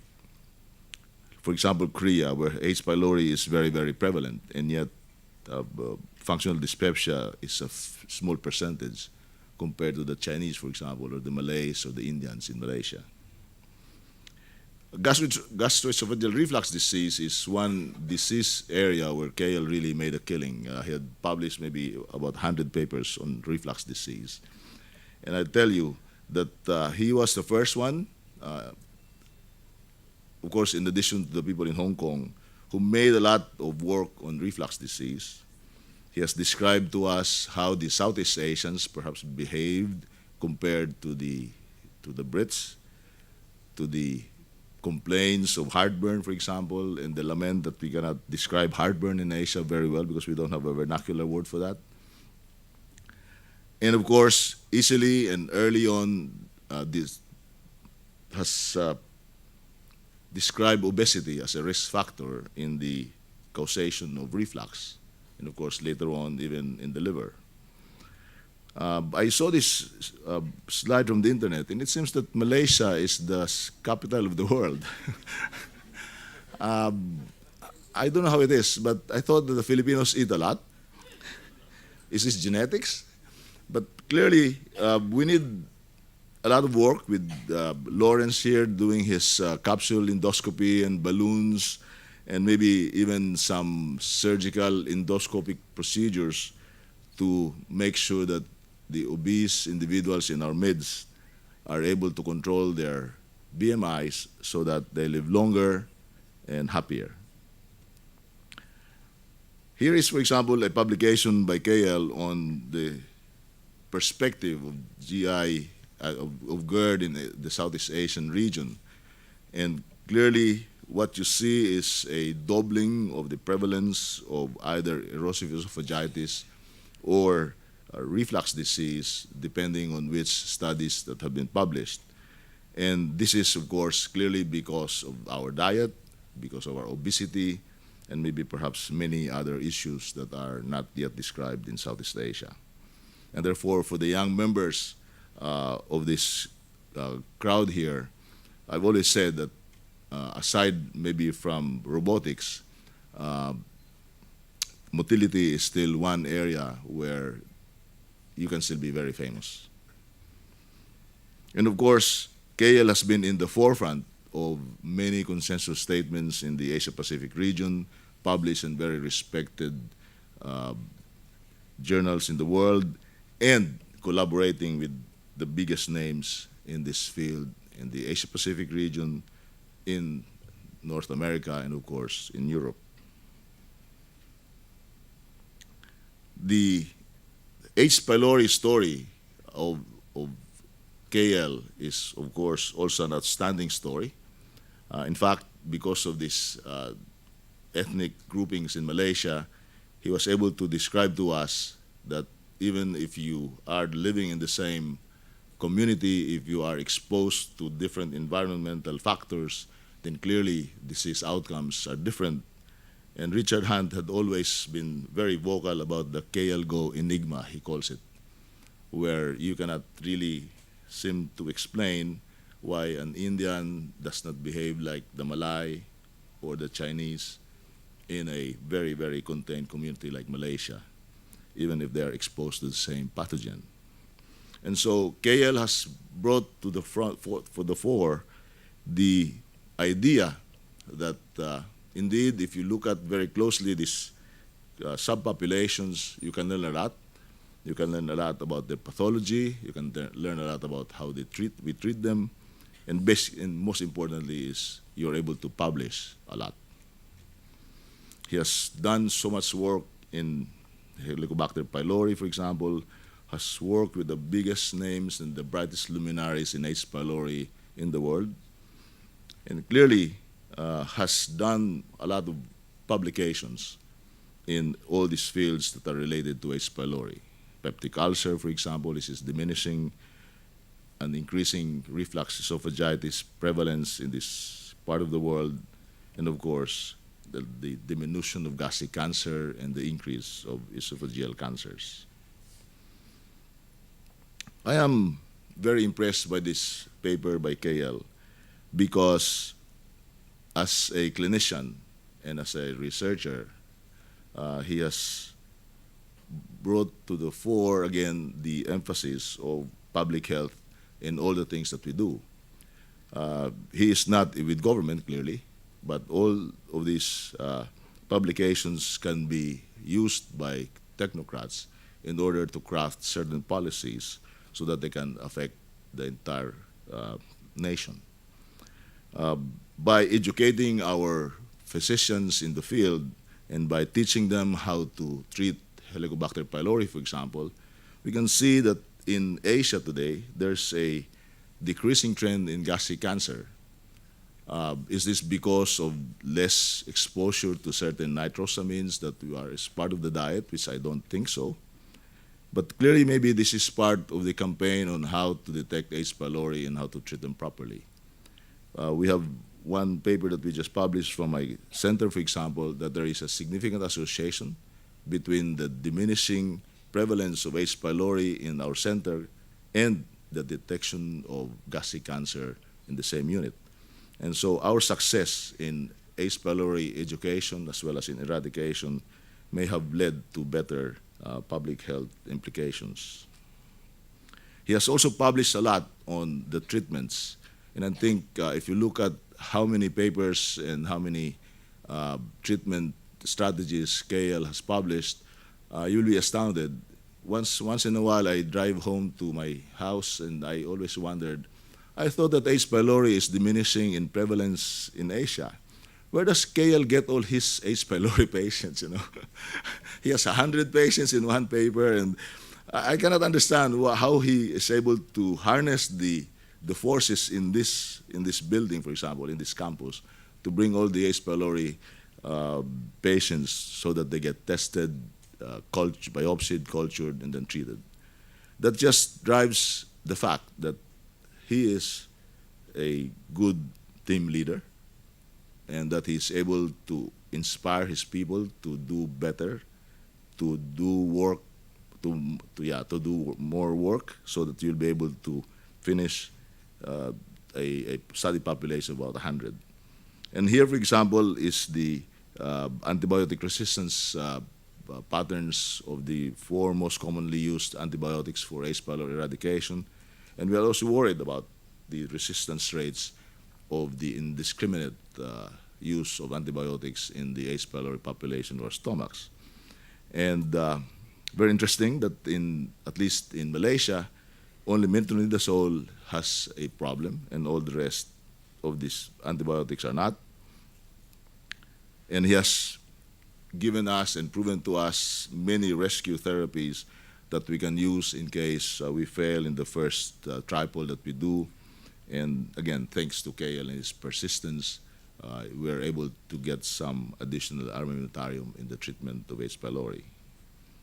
Upper GI bleeding is, of course, a smaller problem these days. It is small in quantity, but more serious in the patients that we see, because the upper GI bleeders in our midst are the elderly. They're brittle, their mortality rates have not really gone down despite all the techniques that we have done. And here, for example, listed in this slide are some of the risk factors that are related to a higher mortality. Most of these emanates from the trials and the studies that have been done in Hong Kong, as well as, of course, from Malaysia. And here is the Asia-Pacific consensus of non-variceal upper GI bleeding, which is very meaningful to me, because in the pre-consensus development meeting that we had, we did it in Kuala Lumpur. And at that time, there was a demonstration. And so they had to use the overhead train because they cannot pass through the streets. And when we did the consensus development conference, it was held in Bangkok. And again, during that time, they were all demonstrating, and there were soldiers from the airport to the hotel. So this is a very, very stressful consensus meeting, enough to give you an upper GI bleed. And of course, down the gut, you see that KL has been publishing with the help of Ida and all his other colleagues here in the entire Malaysian peninsula. They're able to collect data so that we can describe better, say, ulcerative colitis and Crohn's disease. Here, for example, this data tells us that there's really no difference between what is the clinical behavior of UC in Asia, for example, compared to the West, except that, again, in an ethnic comparison, it seems that the Indians have more extraintestinal manifestations and more extensive disease. Here is Crohn's disease, working with Dr. Wee, who is actually from Penang. I realized that in Singapore, if you are a Malaysian national, it's easier to get a job. So you should put Ida to some chain in this chair here, because I know that the Singapore population is still needing expansion, so they have more room for Malaysians to work there. So IBD is one very close subject to my heart, because while I do liver and endoscopy, I'm the only crazy guy who's also doing IBD in the Philippines. And so in one meeting, in one morning in New Orleans in 2010, we sort of talked about IBD in the world. And there, in the leadership of Richard Kosarek, now there is a stronger IBD committee that is being run by the APAGE. And of course, there are also some additional organizations that run the Crohn's and colitis conferences in this part of the world. And so we are getting more data and are getting to understand IBD. Colorectal cancer is increasing. It is one of the most one of the fastest cancers that happen today in Asia.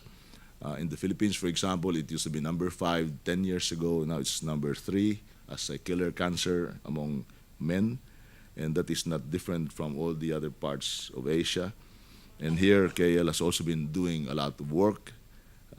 We have done work together in some scoring system that Kay Guan Yo first initiated in Singapore. And of course, the 2 consensus statements that were published has always had KL go in the forefront. Lastly, of course, is obesity. It is very nice that we are able to have money in our pocket, and the deeper the pocket, the better for the kids.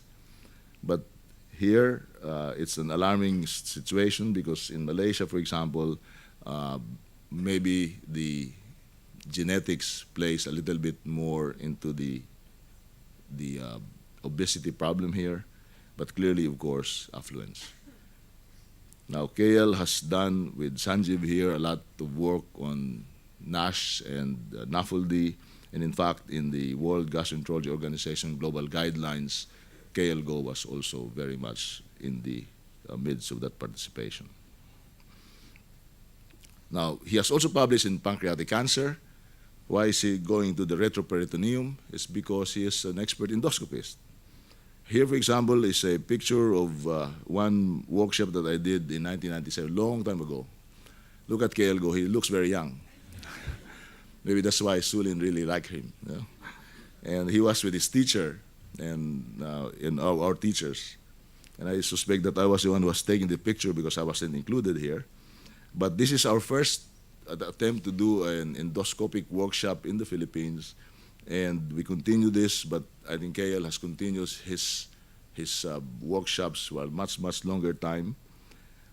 This is very memorable because the next year we were invited to the Hong Kong endoscopy workshop. And if I can remember right, we were the first 2 Southeast Asian therapeutic endoscopists ever invited into that very prestigious workshop. And so KL and myself had been together for quite a long time. I had known him at daytime and I also know him at nighttime. And as always, as you are a good student, and if you really are a good student, you also become a very good teacher. And I am very interested in reading this article by KL because he described the same experience that I had in Manila, transforming a fledgling unit into something that is churning very good endoscopists for the nation. These are familiar faces. Some of them are here. Some are beautiful, some are handsome. But I think what is most important is that the work of KL in the unit has earned him the appreciation of the world body of endoscopy. In fact, one of the only few centers of excellence has been awarded to this center of endoscopy. And I am very thankful for him because he has also accepted some of our young fellows from the Philippines. We run an ERCP program in my center, but we are the only center that is doing ERCP. We can only have 1 or 2 trainees every 6 months.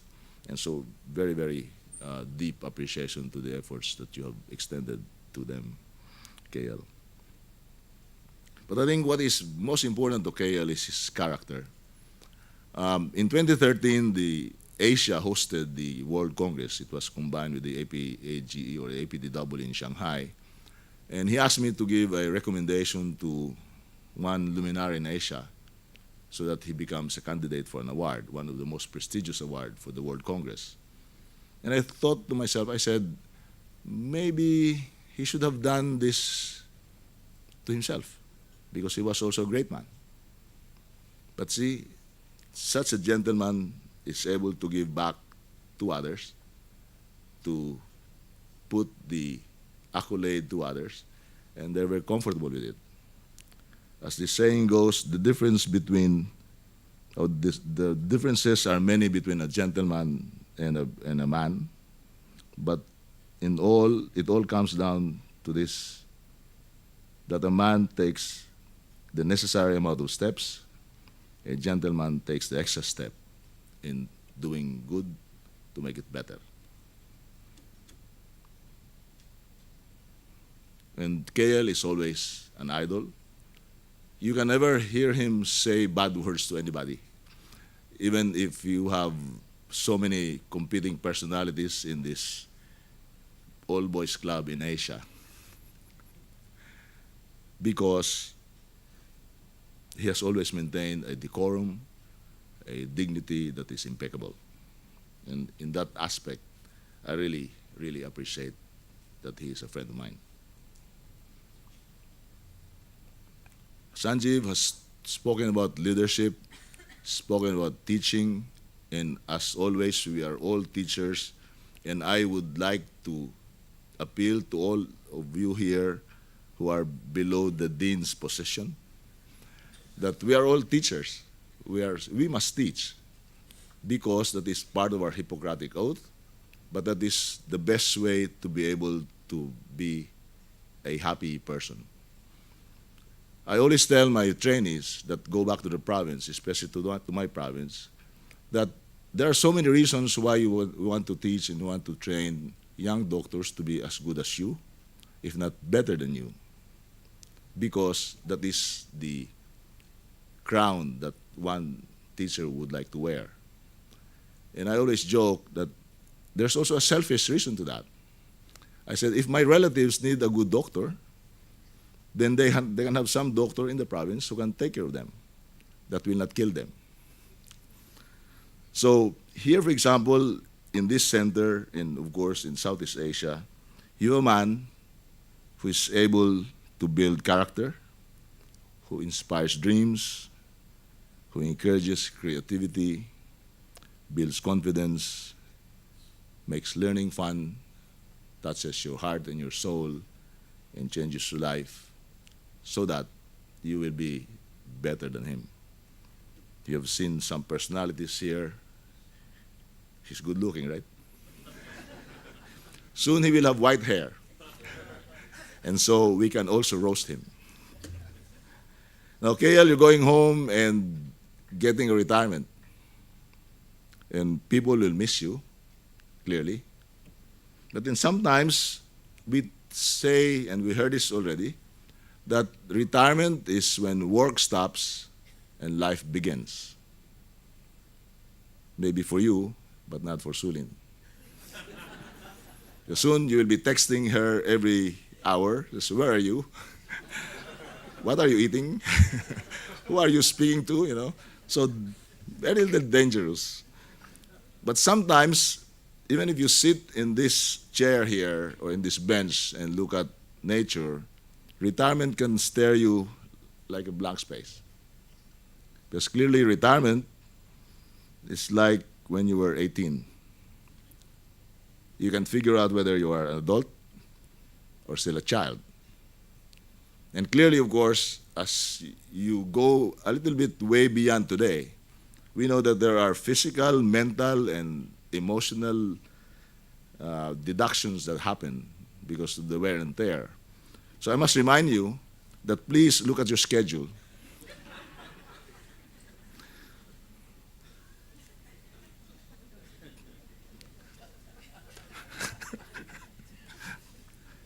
Shower every day. And look at the last line. Do that every day, please. May I recommend to you to buy this book, The Joy of Not Working? Because my friend here is very, very happy to be a pensioner and also earning at the same time. What a way to go. Now, this book, look at the title, because you cannot read this book, because you cannot be very happy, or too wild, because you're really not free.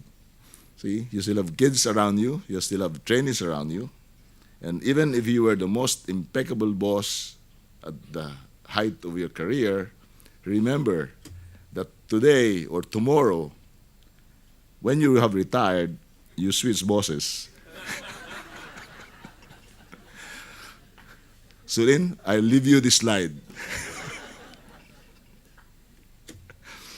Now, of course, with retirement comes wisdom. with age comes wisdom. But wisdom sometimes can be annoying, especially to a young boy. See? I just came back from Tokyo the other day, and when I met my kids for dinner, they were telling me how I react on very simple stresses. And sometimes you tell them, okay, these are wise words from an old man, because wisdom actually is really nice. But problem is, when you are 70 or so, you tend to repeat those words of wisdom 10 times every 10 seconds. So you will be afraid, I'm so afraid that one day your neighbors will put this and hang this in your fence. You know?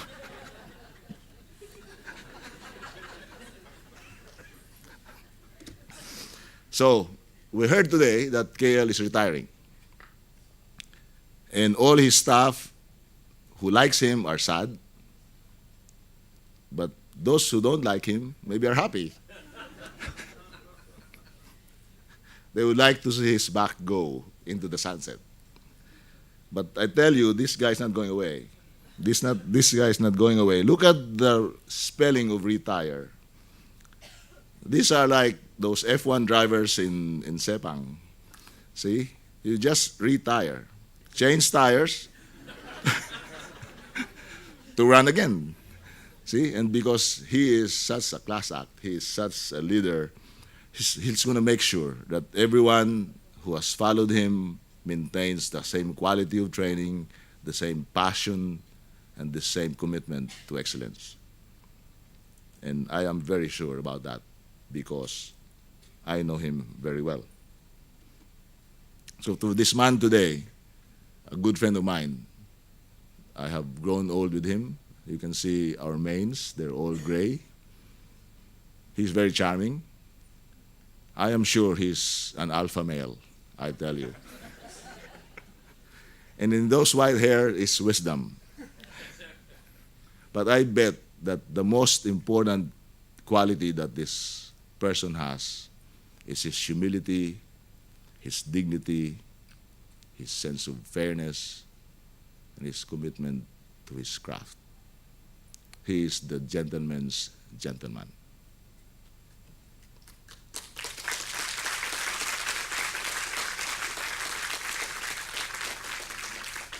So you are such a class act, KL, difficult to follow. So Sanjeev, you have very big shoes to fill. So I'll leave you with this last slide, because it looks like that your day and schedule will be looking like this. Waking up at 9 o'clock in the morning, and that will be a nightmare to Sulin. But I must tell you that Amigo Riz, enjoy these days, the next several years, because now you can laze around and sip on your coffee. You can even strut around the house in your jammies and tea. It is now that you will enjoy time ticking by slowly. To retire to such a life, you are really lucky. Congratulations, KL. God bless you and your family. Godspeed.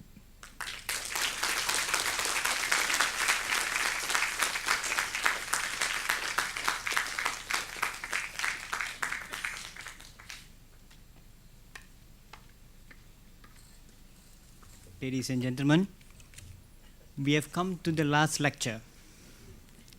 Of course, we have saved the best for the last. Ladies and gentlemen, my speaker, the next speaker, is the man of the occasion. A lot of things I've seen about Professor Goh. All of you know a lot of things about Professor Goh. He's a great doctor, clinician, researcher. You won't let me talk. You'll come and do this all the time. Yeah. Professor Sanjeev has mentioned that he has trained many doctors in the country, gastroenterologists in private and Ministry of Health, Ministry of Education. But one more thing that I would like to add on is that no one else has mentioned is that he has trained chain of doctors from abroad, from Philippines especially. In my 5 years here, I have seen many doctors from Philippines coming for advanced therapeutic training. It's been 5 years I work with him, and it's like a blink of an eye. Ladies and gentlemen, I would like to proudly present Professor Khean Goh to present his last lecture in University of Malaya in the blink of my eye. Thank you.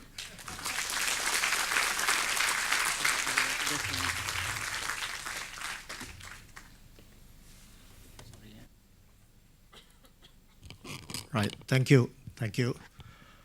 Here I am now, 36 years. If you count my years as a student, it's actually 41 years. 41 years. And it's a lifetime, but it seems like it was only yesterday that I entered the portals of this great university. So there we are. Right.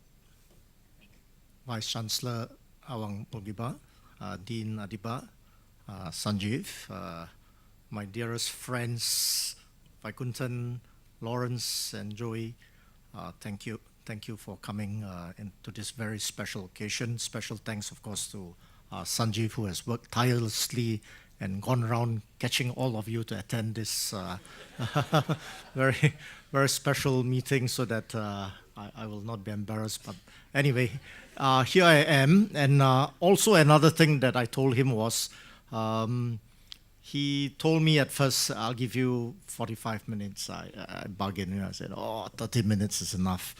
But I also did warn him that don't get me started, because if you get me started, and my family will know, I don't stop. I ramble on, and I don't know what you're going to do to say, please stop. So nevertheless, here it is, in a blink of an eye, 36 years at the University of Malaya.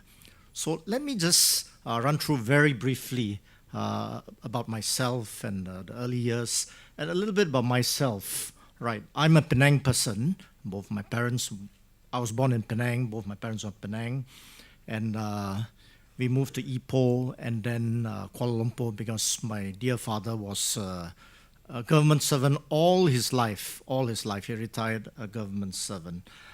And my wife, my dearest wife, Sulin, by coincidence, not by design, is also a Penang person. But I would say that I know more about Penang than she does, although I've left Penang many more years than she has. Those who are close and near to me know that history and geography are my favorite subjects. Not the sciences, and definitely not mathematics. And you can see some of the books that I read here, my bedtime story books, almost all of them about Penang, of course, and some are actually quite academic tracks. And these were provided to me by this lady here, Professor Loh Wai Ling, Professor Bersara, or retired, History, University of Malaya. But Wai Ling has a more famous half, and I don't know how many of you can recognize Mr. Tanek Huang. Mr. Tanek Huang, yeah. We all know about Lee Chong Wei and maybe Ms. Bun Sidek, but Tanek Huang was the great man in the 1960s, champion, singles champion from Penang, also both of them from Penang, champion for many, many years, which culminated in him winning the All England men's singles title in 1966. My alma mater was all Catholic brother schools, simply because my mother was a teacher, and she started off teaching in St. Xavier's Institution, Penang, and then she continued in the Catholic brother school system. So obviously all her children also went to the Christian brother school. So I studied in St. Michael's, Ipoh, La Salle Brickfields, and then St. John's Institution, Kuala Lumpur. A great institution, as you can see. I don't have many old pictures, but I picked up this picture from the school magazine, and the school has illustrious alumni, our most admired chancellor, Sultan Nasrin, and then you also have comedians, and I guess I have to stop now, and not go on with the list. It's a long list, but I better stop now. Yeah. Right, entering medical school, 1975, University of Malaya. It was the greatest achievement and pride. Only the best HSC Form 6 students entered University of Malaya, And it was for engineering as well as for medicine. And those who did not do so well, maybe an A or two less, would go to University of Singapore.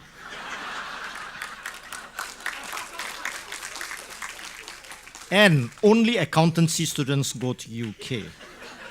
So we were a very traditional British type of medical school, if I may say. And there was some measure of elitism. In fact, there was a great measure of elitism. And I think that made us proud. And that perhaps at that period of time, it made the medical school quite great, if I may say. Right, this is a picture of how the Faculty of Medicine University Hospital looked like when we entered. Of course, this was earlier than the time we entered, but basically that was it, right? The Faculty of Medicine and the University Hospital, no extra buildings. But many years later, of course, newer buildings were added, and this picture was taken later, and we had the primary care building added to the complex. But at that time, the name was still University Hospital. And to all of us, and perhaps Vaikuntan as well, we are very associated to the name University Hospital. But in 2000, due to a change in the statutes of the University Act, University Hospital became University of Malaya Medical Centre. So some timelines, I was medical student 5 years, then immediately we trained as houseman and medical officer to get our postgraduate degrees, and since getting the MRCP in '84, became academic staff, associate professor in 1991, and professor from January 1998 to the present time. In between, I was for a time head of medicine, 1998 to 2004, 3 terms of 6 years, and you can see this this to the right is to the left rather on your side. That is a picture of the heads of department that are hung up in the conference room or hall of the Department of Medicine. And I take pride because this conference hall, well, maybe my most significant action as the head was created by myself. Look at the nice wood paneling, because I had to ask the Vice Chancellor at the time to provide $50,000 extra to give the wood paneling, but you can see the list of heads of department starting from T.J. Daraj, H.O. Wong, etc., etc.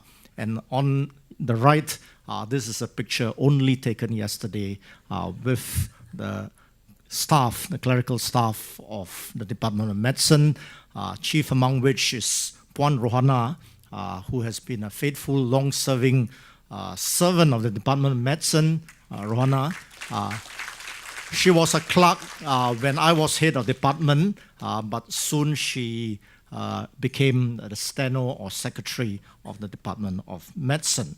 When we came, we held everything in the Faculty of Medicine, the university, in awe, not least because of one man, small in size, but a giant in personality, that is T.J. Danaraj. But at that time, he was retiring, about to retire, and we had the acting dean then, if I couldn't remember, Professor Lau Kam Singh, from pathology. We call him the silencer because he spoke in such soft tones that we could hardly hear what he was saying. And don't remember very much about him, but we had quite formidable other personalities, not least Professor Winnie Danaraj or Mrs. Danaraj. Little did we know at that time she was suffering from terminal cancer of the breast. But Winnie came and talked to the first year class, and it was like admonishing us in some ways. Dress properly with ties, etc. Don't play with your pimples in the hospital, etc., etc. We also had a Eurasian lady, Mrs. Woodhull. She was our librarian, and that was a big job at the time. That was a high job.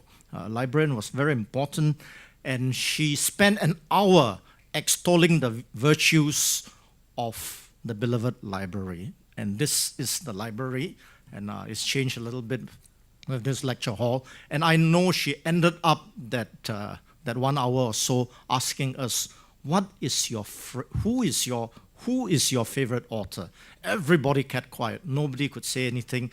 So I thought I'd put up my hand and I said George Bernard Shaw. But promptly she said, I don't agree with you. It's not George Bernard Shaw. And she gave reasons why it should not be George Bernard Shaw, and I can't remember the reason. The days and years in medical school were relatively halcyon days. Exams were there, they were a damn nuisance, of course. But the toughest exam was the fourth-year semi-final examination. Because if we failed exam, we had to stay back 1 year, and we got to go and join our juniors. Can you imagine that? But seriously, honestly, we never thought we could fail. In between, I was president of medical student societies in 1978, what they call MedSoc. And also, I was quite a busybody or kepo, and I joined the University of Malaya Students' Union, organizing in Pestaria in 1977. The University of Malaya Students' Union, or UMSU, was a really powerful organization at the time. You all cannot imagine it. Those of you who graduated from here or present students, you cannot imagine that. UMSU owned the whole of Bhakti Siswa. UMSU owned the whole fleet of buses. It belonged to UMSU. It did not belong to the University of Malaya. And they also made sure that there was a speaker's corner, like Hyde Park Corner, just outside the library, where the students, mainly the students, could say anything, especially about the Vice-Chancellor of the day. So we had a whole list of quite illustrious teachers. T.J. Dhanaraj, as I mentioned, is a very special man. A little bit more about him later. H.O. Wong was a teacher par excellence. A serious lady, but with a kind heart. She spoke with a clarity of mind.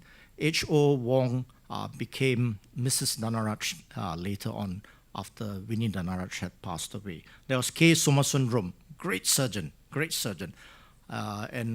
We went through his lectures, but I think Vaikuntan will remember that we couldn't quite understand why, when he was giving lectures, he was talking down onto the table all the time. But Somasundram was a great surgeon, a real gentleman, and a very nice man.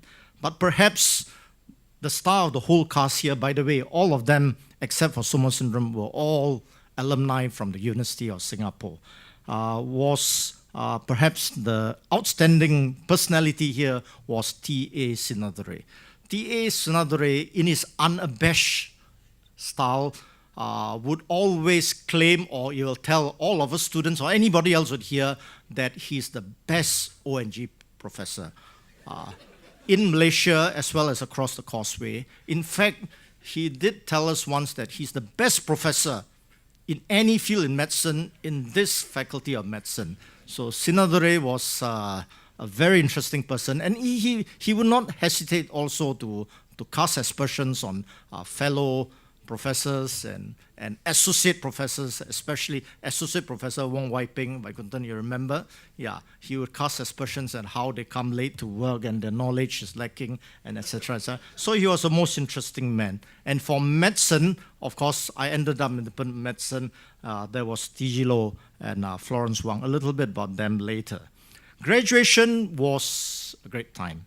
My parents were the proudest parents. First doctor in the family. The convocation ceremony, however, was dominated by the convocation of one person, Sudirman Haji Ashad, Biduan Negara, Sudirman Haji Ashad.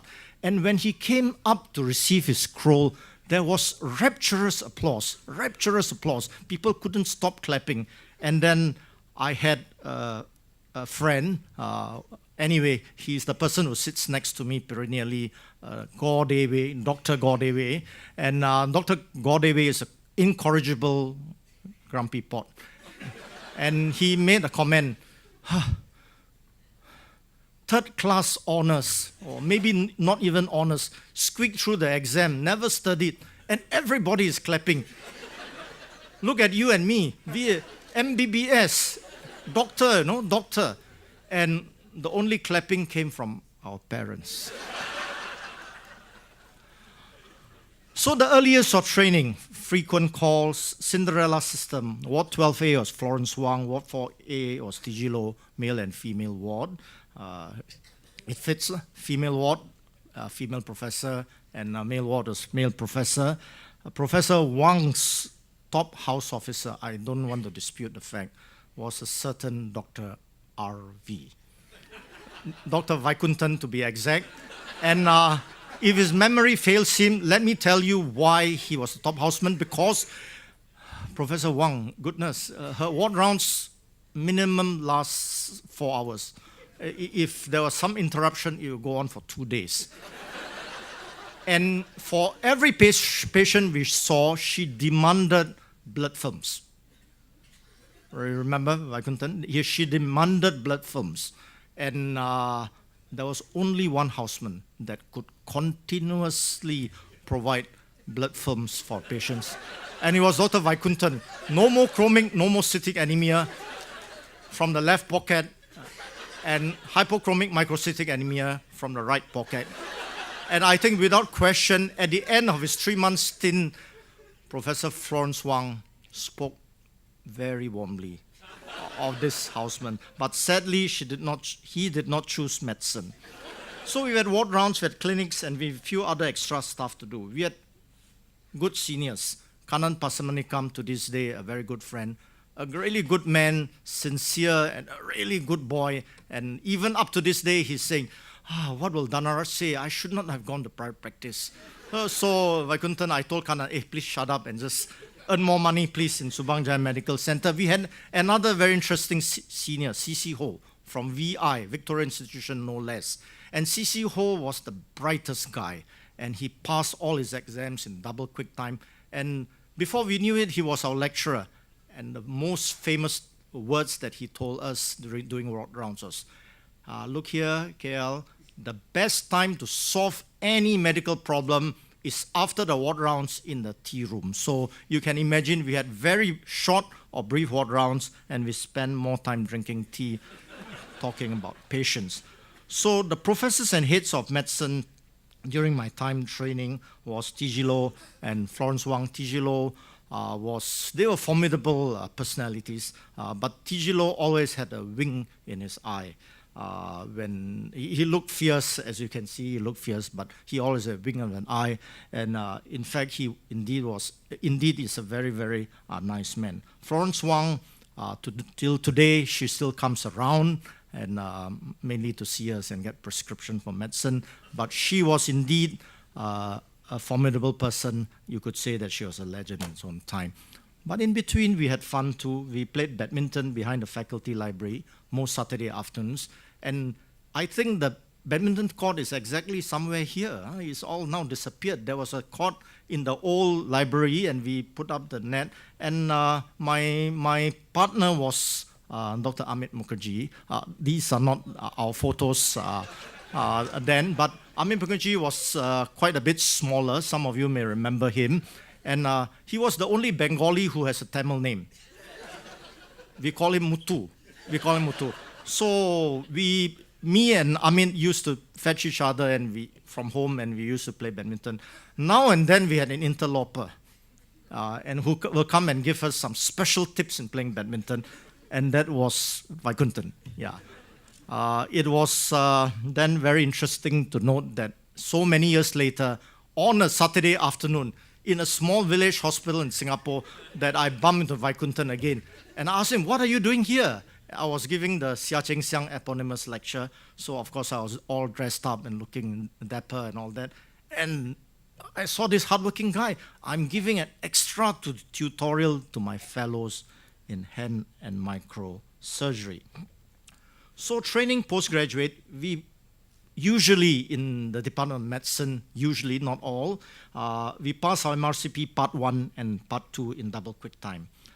We became a very much, we passed out so fast, but we were still very much a general medical specialist, a physician. Right, MRCP training, it turns out that Professor Danaraj played a big part in my training, and at that time, he had gone to Saudi Arabia, established the King Saud University Hospital together with Professor Wong, and had come back to Malaysia. So he was quite free, and we were wanting to practice and learn medicine, so to speak. And Professor Danaraj, we contacted him, and he took us every Sunday for weeks on end. And the people who went constantly to his rounds were Kanan and Dr. Lee Moon Kin and myself faithfully. We were there. He would drive his white Daihatsu Charade, and come down and he would teach us from 9 to 12:30 every Sunday. And so this picture was taken several years later in my house and was very nice. We did go out with Professor Wong and Professor Danaraj many times, including one time to a holiday bungalow in the Fraser's Hill as well. And the others in the picture, Kanan, as you all can recognize, is there. And my very good friend, Peter Anderson, and Mrs. Anderson. Peter Anderson was a surgeon and worked with me very closely in the early years in GI endoscopy. But gastroenterology as a subspecialty was indeed very fledgling. We were always told, no less by Professor Florence Wang, you are first a physician, then a gastroenterologist. So we dare not even mention the word gastroenterologist in her presence. Gastroenterology was practiced less than 30% of the time. The gastro clinic was combined rheumatology, excluding SLE, on a Thursday afternoon. Both were considered very minor disciplines. Saturday morning was only to receive hepatitis B screen blood donors. But even at that time, we realized the crucial role of GI endoscopy in the development of gastroenterology. But it was, when it started, a surgical minor OT procedure. And this is where we did endoscopes in the first instance, 2 to 3 lists a week, maybe 4 to 5 patients per list. But it was a combined units of some sorts. The surgeons then was Dr. John G. Stephens, and then we had for several years Dr. H.B. Lee, and then amongst the physicians we had Damien Wong and myself. Damien Wong is a special guy. My senior in medicine and gastroenterology, and a good friend of Vaikuntan, a self-effacing and careful man. Lecturer, became associate professor, but as soon as he got married, he was an old bachelor, but as soon as he got married, as a very responsible man and husband, he left for private practice immediately in 1996. But seriously, Damien was a good guy. And he taught me one thing, humility. He taught me, and he would always say, if we think we are doing well, or we can do procedures well, there are others who can do it even better. And he even extends it more latterly to our children. He said, if you think our children are doing well, if I think my son is doing well, other people's children are doing even better. They go to Oxford and Cambridge. But for the record, this week, Dr. Damien Wong Jr. is convocating in Trinity College, Dublin, a very prestigious university. Not only that, with first-class honors and distinction in surgery. And I'm told that he's going to go to Singapore to work as well. So we started out in academia, so to speak, and we were told publish or perish, both by T.G. Low and Florence Wang. As I say, T.G. Low would do it with a wink of an eye because he said, publish a little bit, maybe go to private practice is better. Yeah, Florence Wang, of course, was very pure, and she would keep on coming on our backs. So we started with case reports, for me at least, and then case series. And these are the lists of my early papers. And I look back, you get this printed out and you keep it and never look at it. I look back at the papers and, my God, they look quite interesting, these papers. Leukostasis, chylothorax, etc., etc. But one of the early papers was this paper, a report in the Medical Journal of Malaysia on the acquired immune deficiency syndrome, a report of the first case in Malaysia. Thinking that I made the first report, people after me, including Professor Adiba, who is the HIV expert, would often quote this paper. I'm quite disappointed to note that nobody quotes the paper. Yeah. It soon became clear, as I continued working, that clinical research is always part of good clinical practice. You don't publish for the sake of publishing, because that's not sustainable, but because you have a story to tell. And honestly, there's always a story to tell. The discovery of H. pylori was a big discovery in the whole field of medicine. Barry Marshall and Robin Warren, with their letters to the Lancet in 1983. It was also for me a big discovery. And we started very quickly working on that because we could take biopsy samples from gastroscopy and we send them to pathologists. So our first presentation was in Genting Highlands, a presentation in Malaysian Society of Pathology. 87, we presented Malaysia Singapore Congress, and our first paper came out in 1990 when the bacteria was still known as Campylobacter. So it took us several years. In those days, things move a bit slow. So 3 years to publish a paper, no big deal, it's still all right. Yeah. But things change when me and my family went to Amsterdam on sabbatical in 1991. When I arrived in Amsterdam, it was freezing cold, minus 17 or something like that. It was ice in all the canals, you can see it there. And but the Amsterdam people were thrilled. They were obviously happy because it was a white winter, they had ice, they could go skating, as you can see in this picture here. And from our apartment, we could see ice and snow everywhere. But it soon changed, and spring came along, and this is Sulin here with our eldest, dearest daughter, Lian, who was a cute little baby. And soon summer came, and we saw roses. Amsterdam had one formidable person, a bit Danaraj-like, and that was Professor Guido Teithart, Professor and Chair of Gastroenterology at the Academic Medical Centre, University of Amsterdam.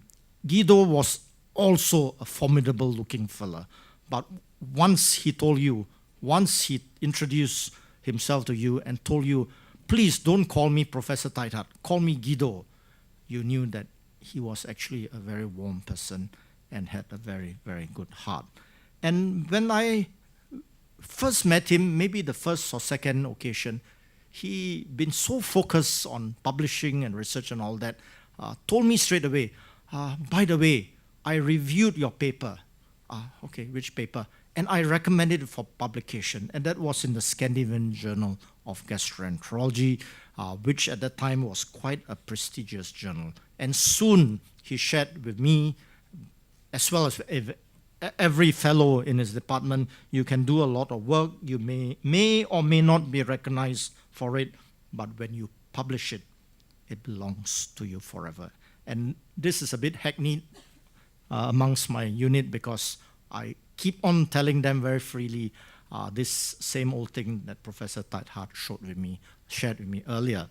So when I came back, Professor Dean Anwar Zaini had already suggested that I should do an MD thesis. In fact, at that time when I was sabbatical and we communicated with par avion, airmail sort of letters, Professor Anwar already suggested that I should do a doctoral thesis, but Professor Teithart was at my back all the time despite me coming back here, again through par avion sort of airmail letters, and I decided to do a doctoral thesis based on quite a bit of work that has been done. And in 1996, I submitted it for examination. And this is in my acknowledgements. I stated that Guido's breadth and depth of knowledge and his dynamism was certainly awe-inspiring and infectious. It was through his insistence, encouragement, and overwhelming enthusiasm that I finally decided to embark on writing this thesis. During the time writing a thesis, I was at home. But I was at home and not at home because from the start, I always did my work at home rather than in the hospital or at the office. But although I was at home physically, most of the time my mind and spirit was working on the thesis. And I'm forever grateful to my wife. And at the time, my daughters Lian and Li Xuan was already born, not my youngest son, Li Han, that they had a lot of patience and love for me throughout the writing of the thesis. So with the thesis and the work that was done before, a whole slew of papers on Helicobacter pylori came out. And you may recognize some of them. But the key papers, as Joey has mentioned, was the paper that came out in European Journal in 2001, where Parasakti and I described the racial cohort theory, emphasizing the difference between Malay, Chinese, and Indian with H. pylori infection. And a second paper which came much later in 2007, American Journal, which talked about the Indian enigma. We were the first to describe the Indian enigma, which is a play on the African enigma, trying to explain why Indians who had high H. pylori prevalence, but yet low peptic ulcer prevalence and low gastric cancer incidence. I presented my Sharan Pradana in 1999, not in this hall because this was not in existence, but in our lecture hall 2. And the title of my lecture is Germs and Human Stomach, the Helicobacter pylori Story. And this is a picture of me, my wife, and my elder daughter, Lee Yan. You can see she's a big girl now, and my sister who had attended the lecture. Stomach 96 came along before that. Stomach 96, and Dato Kanda, if he's here, was the organizing chairman, Andrew Chua, secretary, and myself, the scientific chairman. Ms. Kong will know this well. This was our first international meeting, our first foray into international meetings for the Malaysian Society of Gastroenterology and Hepatology. I can't find any of the brochures that we had. I didn't keep any of them, but only the file, the working file that I had as scientific chairman.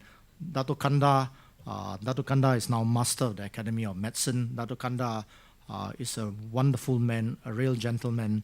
He was the upper GI consultant and chief of upper GI surgery and general surgery in Ipoh Hospital. Kanda, through his leadership, we managed to organize this first meeting. And this is the lecture notes that we had, and you can see the whole list of invited speakers that we called for this meeting. And shortly after that, we organized an even bigger meeting, the second Western Pacific Helicobacter Congress in Kota Kinabalu. And this was with the great help of Dato J.R.M. Menon, my good buddy and friend. And we organized this meeting calling almost everybody who's who in the Helicobacter pylori field or fraternity.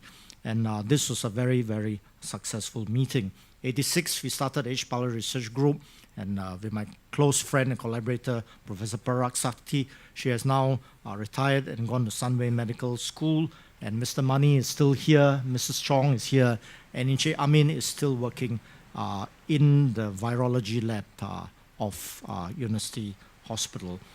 This research group has changed and transformed to a much bigger group. In 2011, the Marshall Research Centre was started, and I'm no longer the chief of the research group. Professor Jamuna Vadivelu is, and we had a very important person standing right in front there, Dr. Lok from Singapore. Dr. Lok, PhD from Singapore, came to work with us for 5 years. And it was through his efforts that we had, the Marshall Center managed to produce many, many papers. Helicobacter has now become a human microbiota, and you can see that up to this present time, this is just a few days ago, we are still sending in papers in. The group is sending papers in. This one is a paper that's sent in that's rejected. Barry Marshall became a good friend. As you can see, he and Adrian Marshall has come to visit us several times, and a picture with me and Sulin. He has come to work with us and lecture us in the gastro unit, and Barry is quite a special man, a very lateral thinker, more interested in computers and computer stuff, having fun with the GI fellows over dinner. But through it all, I've always been a clinician. And a clinician, you're always swamped by clinical work. It is a bane, of course, but really, it is also a boon. Because when you do clinical research, it is related to what we do every day. And oftentimes, clinicians always say, oh, it has already been written up. There's no point pursuing that path. There's nothing new. No one is interested. But the truth of the matter is that there is always something new. There is also something novel, interesting. And an interest can drop onto your lap. You have to read and you have to listen, and an idea has to be chased. So when you do clinical research, clinical observations are important. Then you move on to clinical experiments, but along the way, you have to think and reflect. But coming down to brass tacks, writing is a discipline. You cannot run away from it. Writing is a discipline. You need to find the time. Early hours of the morning, Saturdays, Sundays, public holidays, and you need to have patience and persistence. Therapeutic endoscopy is my other interest, and that again comes from my stint in Amsterdam in 1991. In fact, the main reason I went to Amsterdam was to do therapeutic endoscopy. And following my stint there, Dr. Tan Soon Seng, who is now in Subang Jaya Medical Centre, was there. Suresh Lakshmanan in Asunta also went for 6 months each. And Dr. John Cheng in 2000, Dr. John Cheng is in Kota Kinabalu, also in private practice. But Amsterdam was the mecca of therapeutic endoscopy then. Fantastic sort of place because you could see so many therapeutic procedures being done there now. And this was the boss there, Kees Halbretser, and this is myself with a group of other therapeutic endoscopies, all from overseas. Kees Halbretser was a remarkable man. Totally different, totally opposite to Professor Guido Teithart. Quite laid back, quite easygoing, loves to eat and loves to drink, but what phenomenal skills he has. And if I may quote an article that I wrote, his sublime endoscopy skills, characterized by minimum of movements, were designed to be maximally effective. He had a strong and stable left arm, that's why I tell all the ERCP trainees, and his calm upward demeanor belied an unflappable concentration and a deft touch. So working in Amsterdam was quite special. When you go there, Kees Halbretser will pull you to his room and he will tell you, you are specialists in your own country. Now you have come to my center. I trust all of you. There was, in general, not absolutely welcoming Dutch atmosphere. And the boss gives you a free hand. There's no need for written consent from patients. He does not stand with you, but he knows your progress all the time. So therapeutic endoscopy in Amsterdam at the time, they had 6 to 12 ERCPs per day. Cases come over from all over Holland by ambulance, all kinds of therapeutic procedures, including EUS, even those fledgling days. He had many people doing PhDs, and Professor Teithart gives lectures 6:30 a.m. every Wednesday morning. So when I came back to University Hospital Kuala Lumpur, I was, of course, full of enthusiasm and energy at that time, and we started slowly to introduce more and more therapeutic endoscopy procedures. We certainly did much more ERCPs and more effective ERCPs, did a lot of esophageal therapeutic work, and I also started doing a lot of pseudocyst drainage, and up to this date, up to this present time, until now, I'm told that it's not standard of care. I cannot drain pseudocysts. I drain at least 100 pseudocysts until this present time. Present time, standard of care, you must do EUS to drain pseudocysts. In 1998, we became a fully dedicated endoscopy unit, and that was in 4th floor Menara Timur. And we got the unit because of one man, Professor Said Nuri, who was Timbalan Pengarah at that time, as well as head of surgery. It was thanks to Said Nuri that we got this first unit in the first place. And then on top of that, we had a digital fluoroscopy unit, all on our own, despite the protests from the head of radiology at that time. So it was a proper unit. We had registration, we had reception, we had filing places, and latterly we had computerization of records and printed reports as well. 30 working sessions per week, about 5,000 procedures a year. And these are the pictures of the endoscopy unit in Menara Timur. But after many years, in the late 2000s, I found that the endoscopy unit was getting small. And I started asking for a new place. And at the time, the planning for Menara Selatan had come up. And I wanted a full floor in Menara Selatan, but that was not given to us. I was told that you have to share it with your brother, half the floor. So we took the bigger half of the floor. He took the smaller half, the floor. But nevertheless, we are most grateful because this unit in Menara Selatan is indeed a very beautiful unit, a wonderful unit. 6 working rooms. We have a digital flat panel fluoroscopy machine, linear and radial EUS, washing and storage areas, a spacious recovery ward, and we are doing up to 10,000 cases per year now. And you can see the pictures here, our fluoroscopy room and our Hall of Fame, Corridor of Fame, so to speak, and other working rooms as well. As the unit developed, our assistants also developed. We had a small group of GI nurse assistants, that has now increased and transformed to a large group of almost 30 nurse assistants and support staff. We had formidable, very strong head nurses. Miriam C. was our head nurse from 86 to 2005. Sister Mary Bong from 1998 to 2005 was our nursing sister and nurse manager. But sadly, she had to leave us because of financial reasons to migrate to Australia. Within 3 years of migrating to Australia and working at the Westmead Hospital in Sydney, Australia, Mary Bong has now become the chief nurse. From 2008-2009, Mary Bong has become the chief nurse and an indispensable member of the unit in Westmead Hospital. The endoscopy unit has grown. We are a huge unit now. And this is a recent picture of the combined endoscopy unit taken in April 2016 before our latest workshop. To be a teacher and mentor, to me, is a gift, is a privilege, and is a joy. This is a picture of me with some undergraduate students, which I've enjoyed teaching for so many years.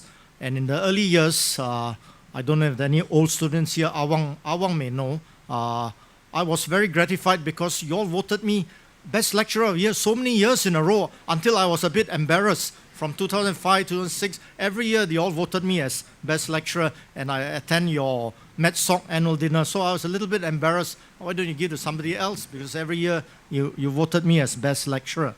More recent years, most of my mentoring and teaching has been in gastroenterology and in GI endoscopy. And this picture taken some time ago shows many of my trainees, many of our trainees here from Mauritius, from Indonesia. Juanda Hartono now works with Lawrence Ho, and we have Professor Tan Tan Ai here.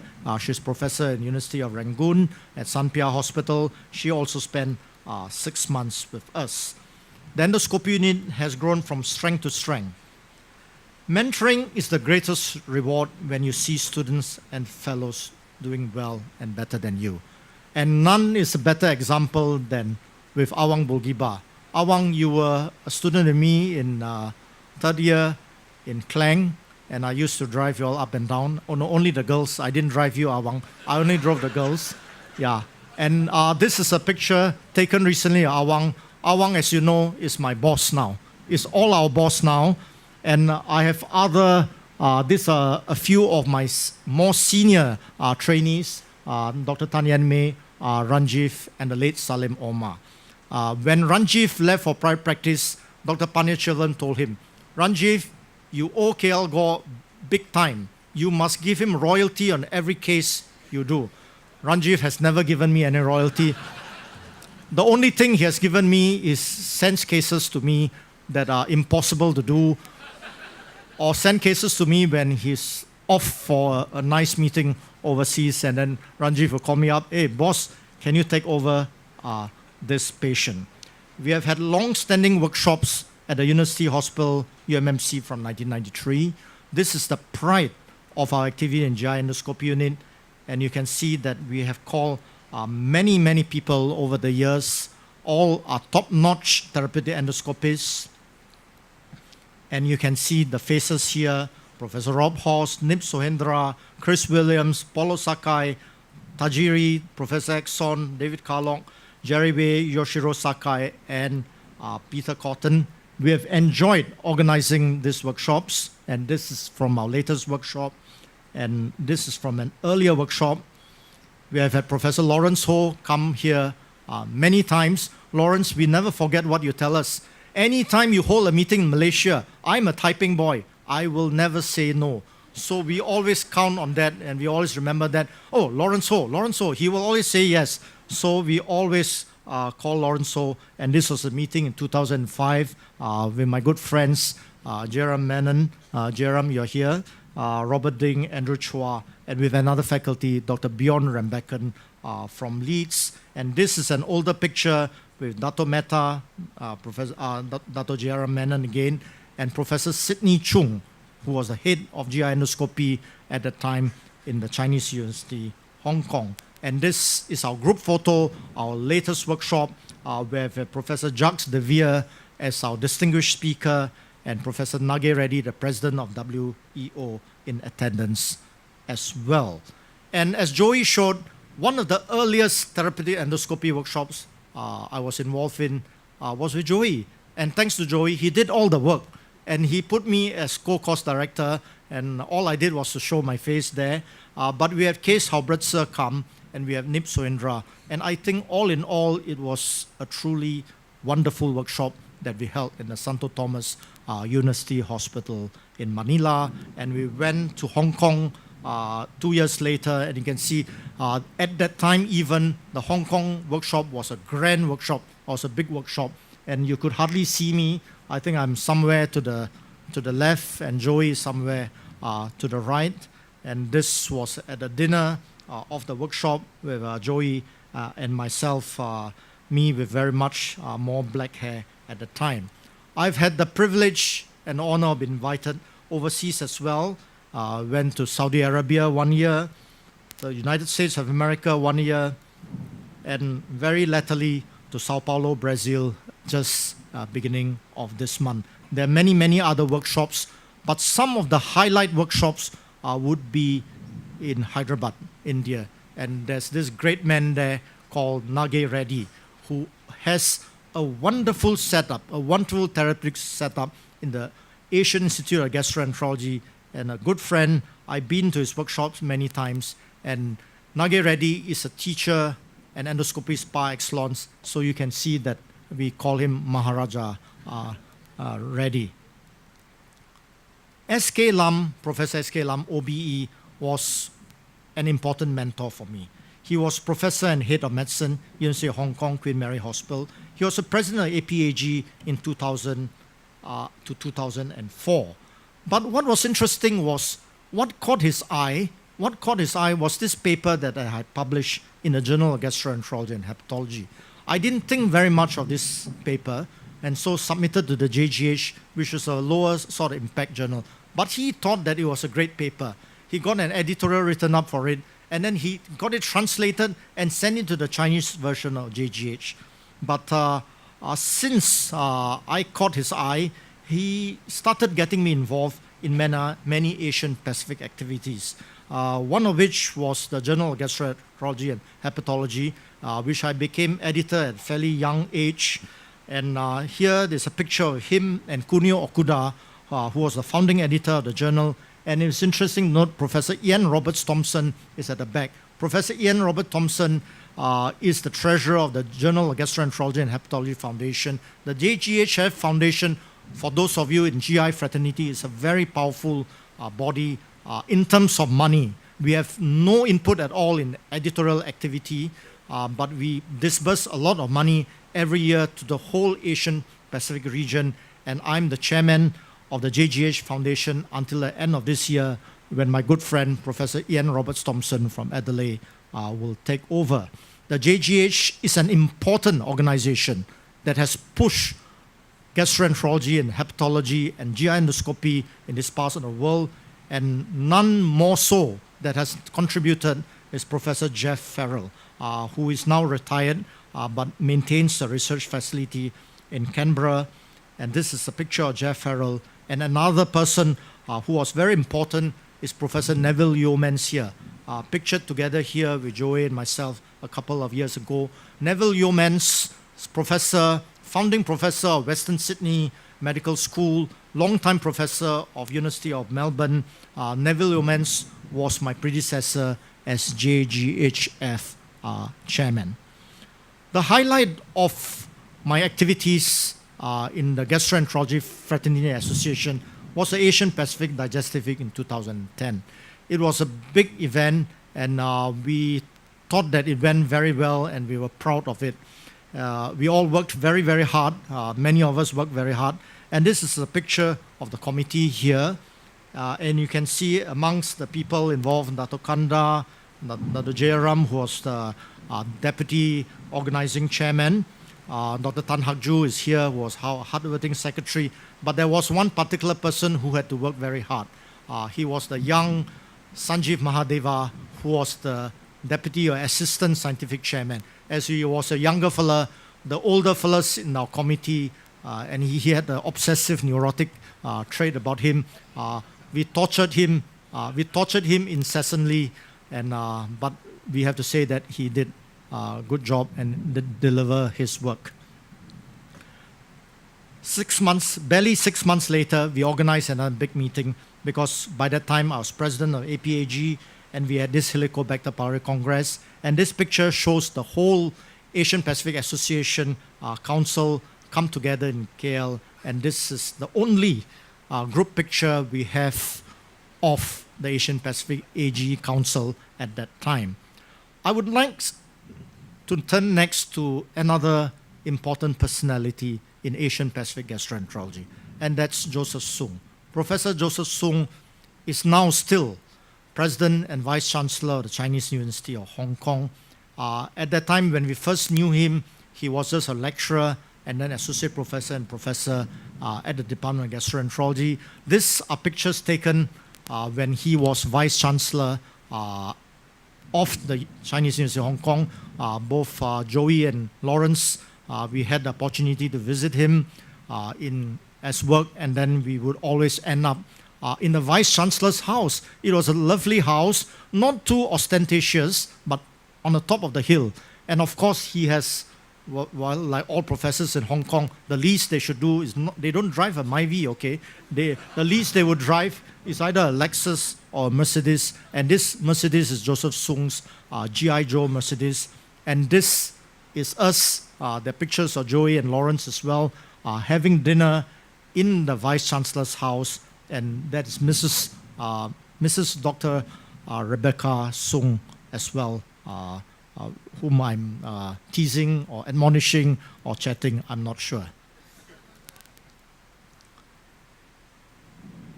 What do we need when we do all this work is a motivation and a drive. When you start off, you need to have the motivation and drive to be good in what you do and to rise above mediocrity.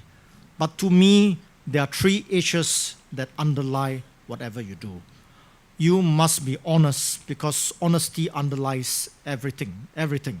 You need to have hard work. I'm one of those who thinks that working smart is a bad word. And humility. You need to be humble, because if you're not humble, you do not learn and you do not improve. You need to be willing to go one step further, always. You cannot be timid. You must be persistent, and you must be innovative. You need to have the confidence and the belief. It's not a question if you will succeed. You must, and you will succeed. If you do something well, at the end of the day, you will enjoy it. So finally, ladies and gentlemen, last few slides, epilogue, my wife and family. My wife, Sulin, has been the bedrock of my life. Without her, I would not have achieved anything that I've achieved today. And our family, we took a long while, Vaikunta knows, we took a long while getting the family going, but in the end, we are truly blessed. We are truly blessed with a wonderful family. 3 wonderful children. Our eldest, Lee Yan, is a doctor in UK now. Lee Xuan is final year chemical engineering UCL. And Lee Han, who is here with us, is first year medicine in University of New South Wales, Sydney, Australia. But they have grown up. They have grown up too fast. They have grown up too fast. And it is almost impossible to get a group photo. You can see that when I was searching for photos, this is the last group photo we had in 2014. And since then, the family, it's almost impossible to get the family together at the same time. We still enjoy playing games together. Tennis is the family favorite game. It turns out that all 3 of them are very good at tennis, and they played competitive tennis when they're in school. But nowadays, when they come back, the favorite game is badminton over the gate. And this again, nowadays, we don't play doubles, because not everyone comes back at the same time. So it's playing badminton over the gate, singles only. So as the children grow up and leave home, it's only the 2 of us. We spend more time together, drinking here, and eating as well. There'll be more time for friends, Joey here and Lawrence. So to you guys, if you call me for any talks, etc., the answer will be a yes, of course. Professor BJ has been my very close friend with Professor Ganakumar, and we spend a lot of time. If you recognize this room, this is his room in the Department of Radiology, soon to be defunct, and he's going to be kicked out of this room. We call it the clubhouse. And BJ, who will retire very shortly also, we share many things about work and with family, etc. There are also friends, old medical school friends. Vi is here. Rahim, who is just next to me. Rahim is a good friend. He's now still Deputy Vice Chancellor in Masa University College, and Dr. Awal, who is consultant ENT surgeon in Damansara Specialist Hospital. But last but not least, Damien Wong. Damien Wong becomes younger as he grows older.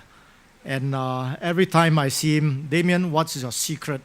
And he say, yeah, you come to the gym with me, and Vaikuntan is going to go to see him in Penang soon. And he say, come to the gym with me, but I spend 2 hours in the gym every time. Okay, so if you spend half an hour or 15 minutes, that's not good enough. So Damien is an example to us that as you grow older, you become younger. So that is 36 years of my life, or 41 years. Anyway, 36 years working.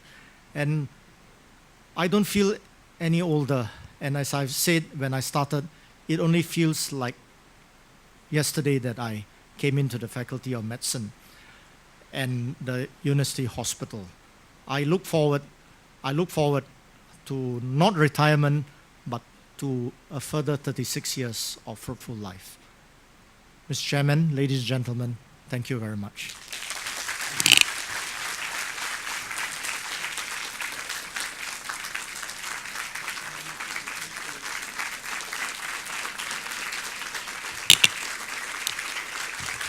Please continue. I'd like to hear more.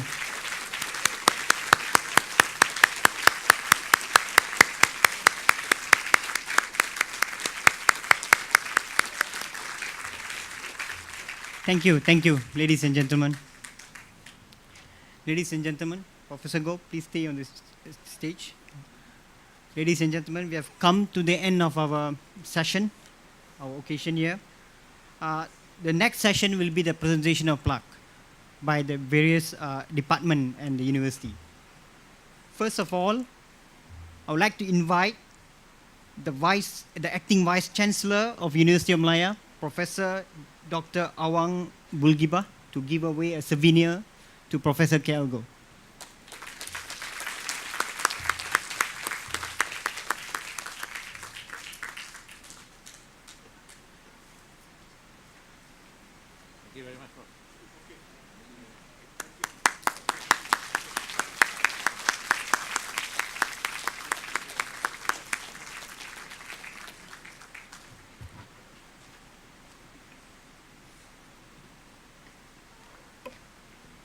The next souvenir comes from the Department of Surgery.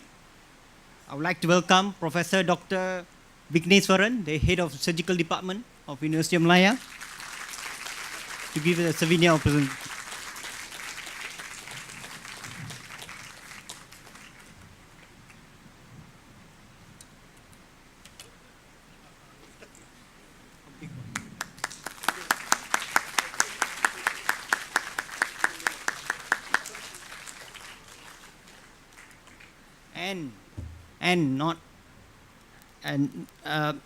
The last person, yes.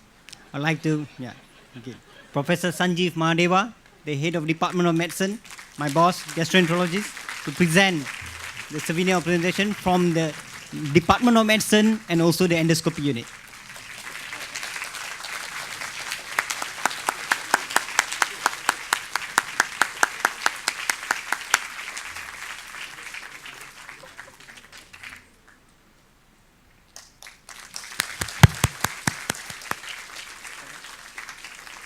Okay, ladies and gentlemen, we have come to the end of our session. I would like to invite the guest of honor to proceed to the 4th floor. We have a small tea break, and for everyone, of course. Yeah. I need to get a permission from the Edo department, you see. Yeah, he's paying for it. Yeah. 4th floor next to the synapse. Thank you. Thank you very much. Thank you, thank you, thank you.